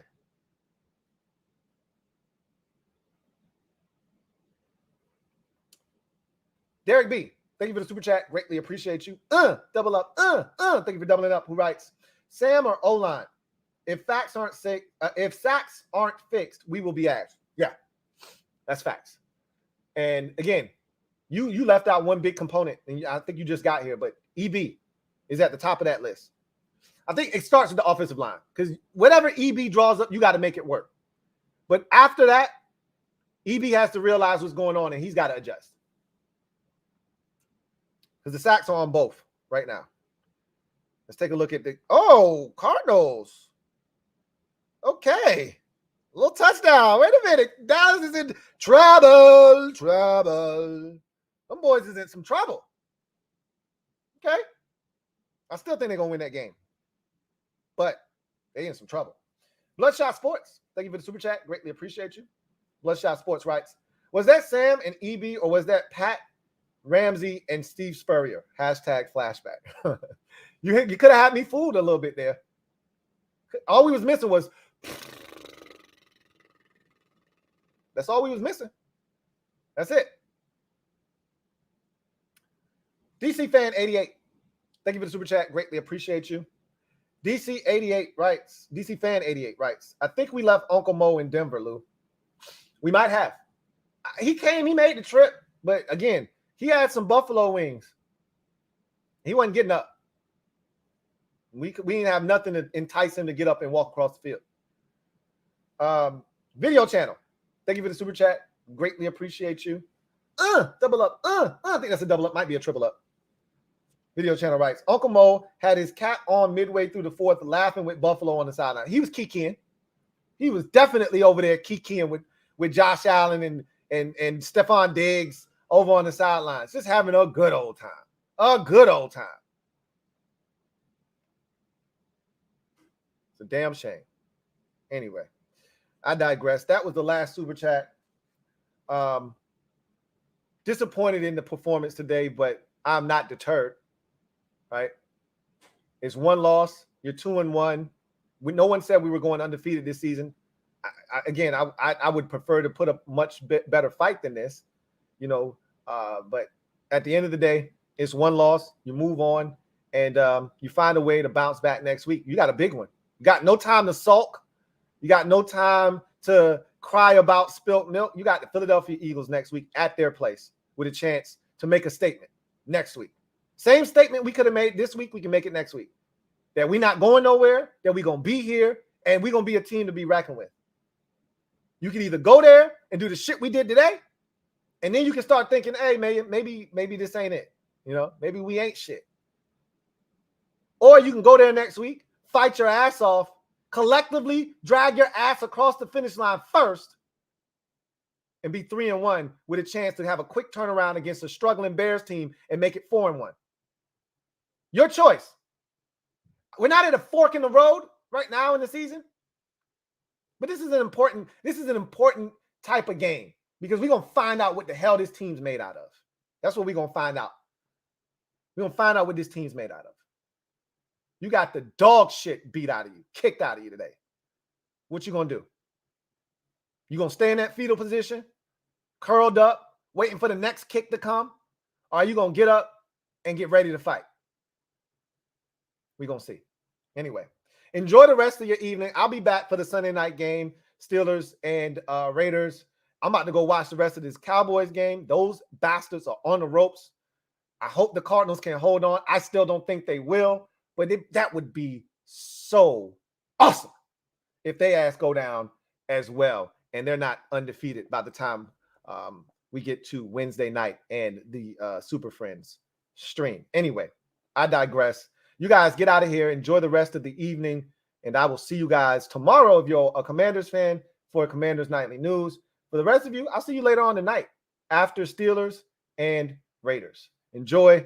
Go Cardinals!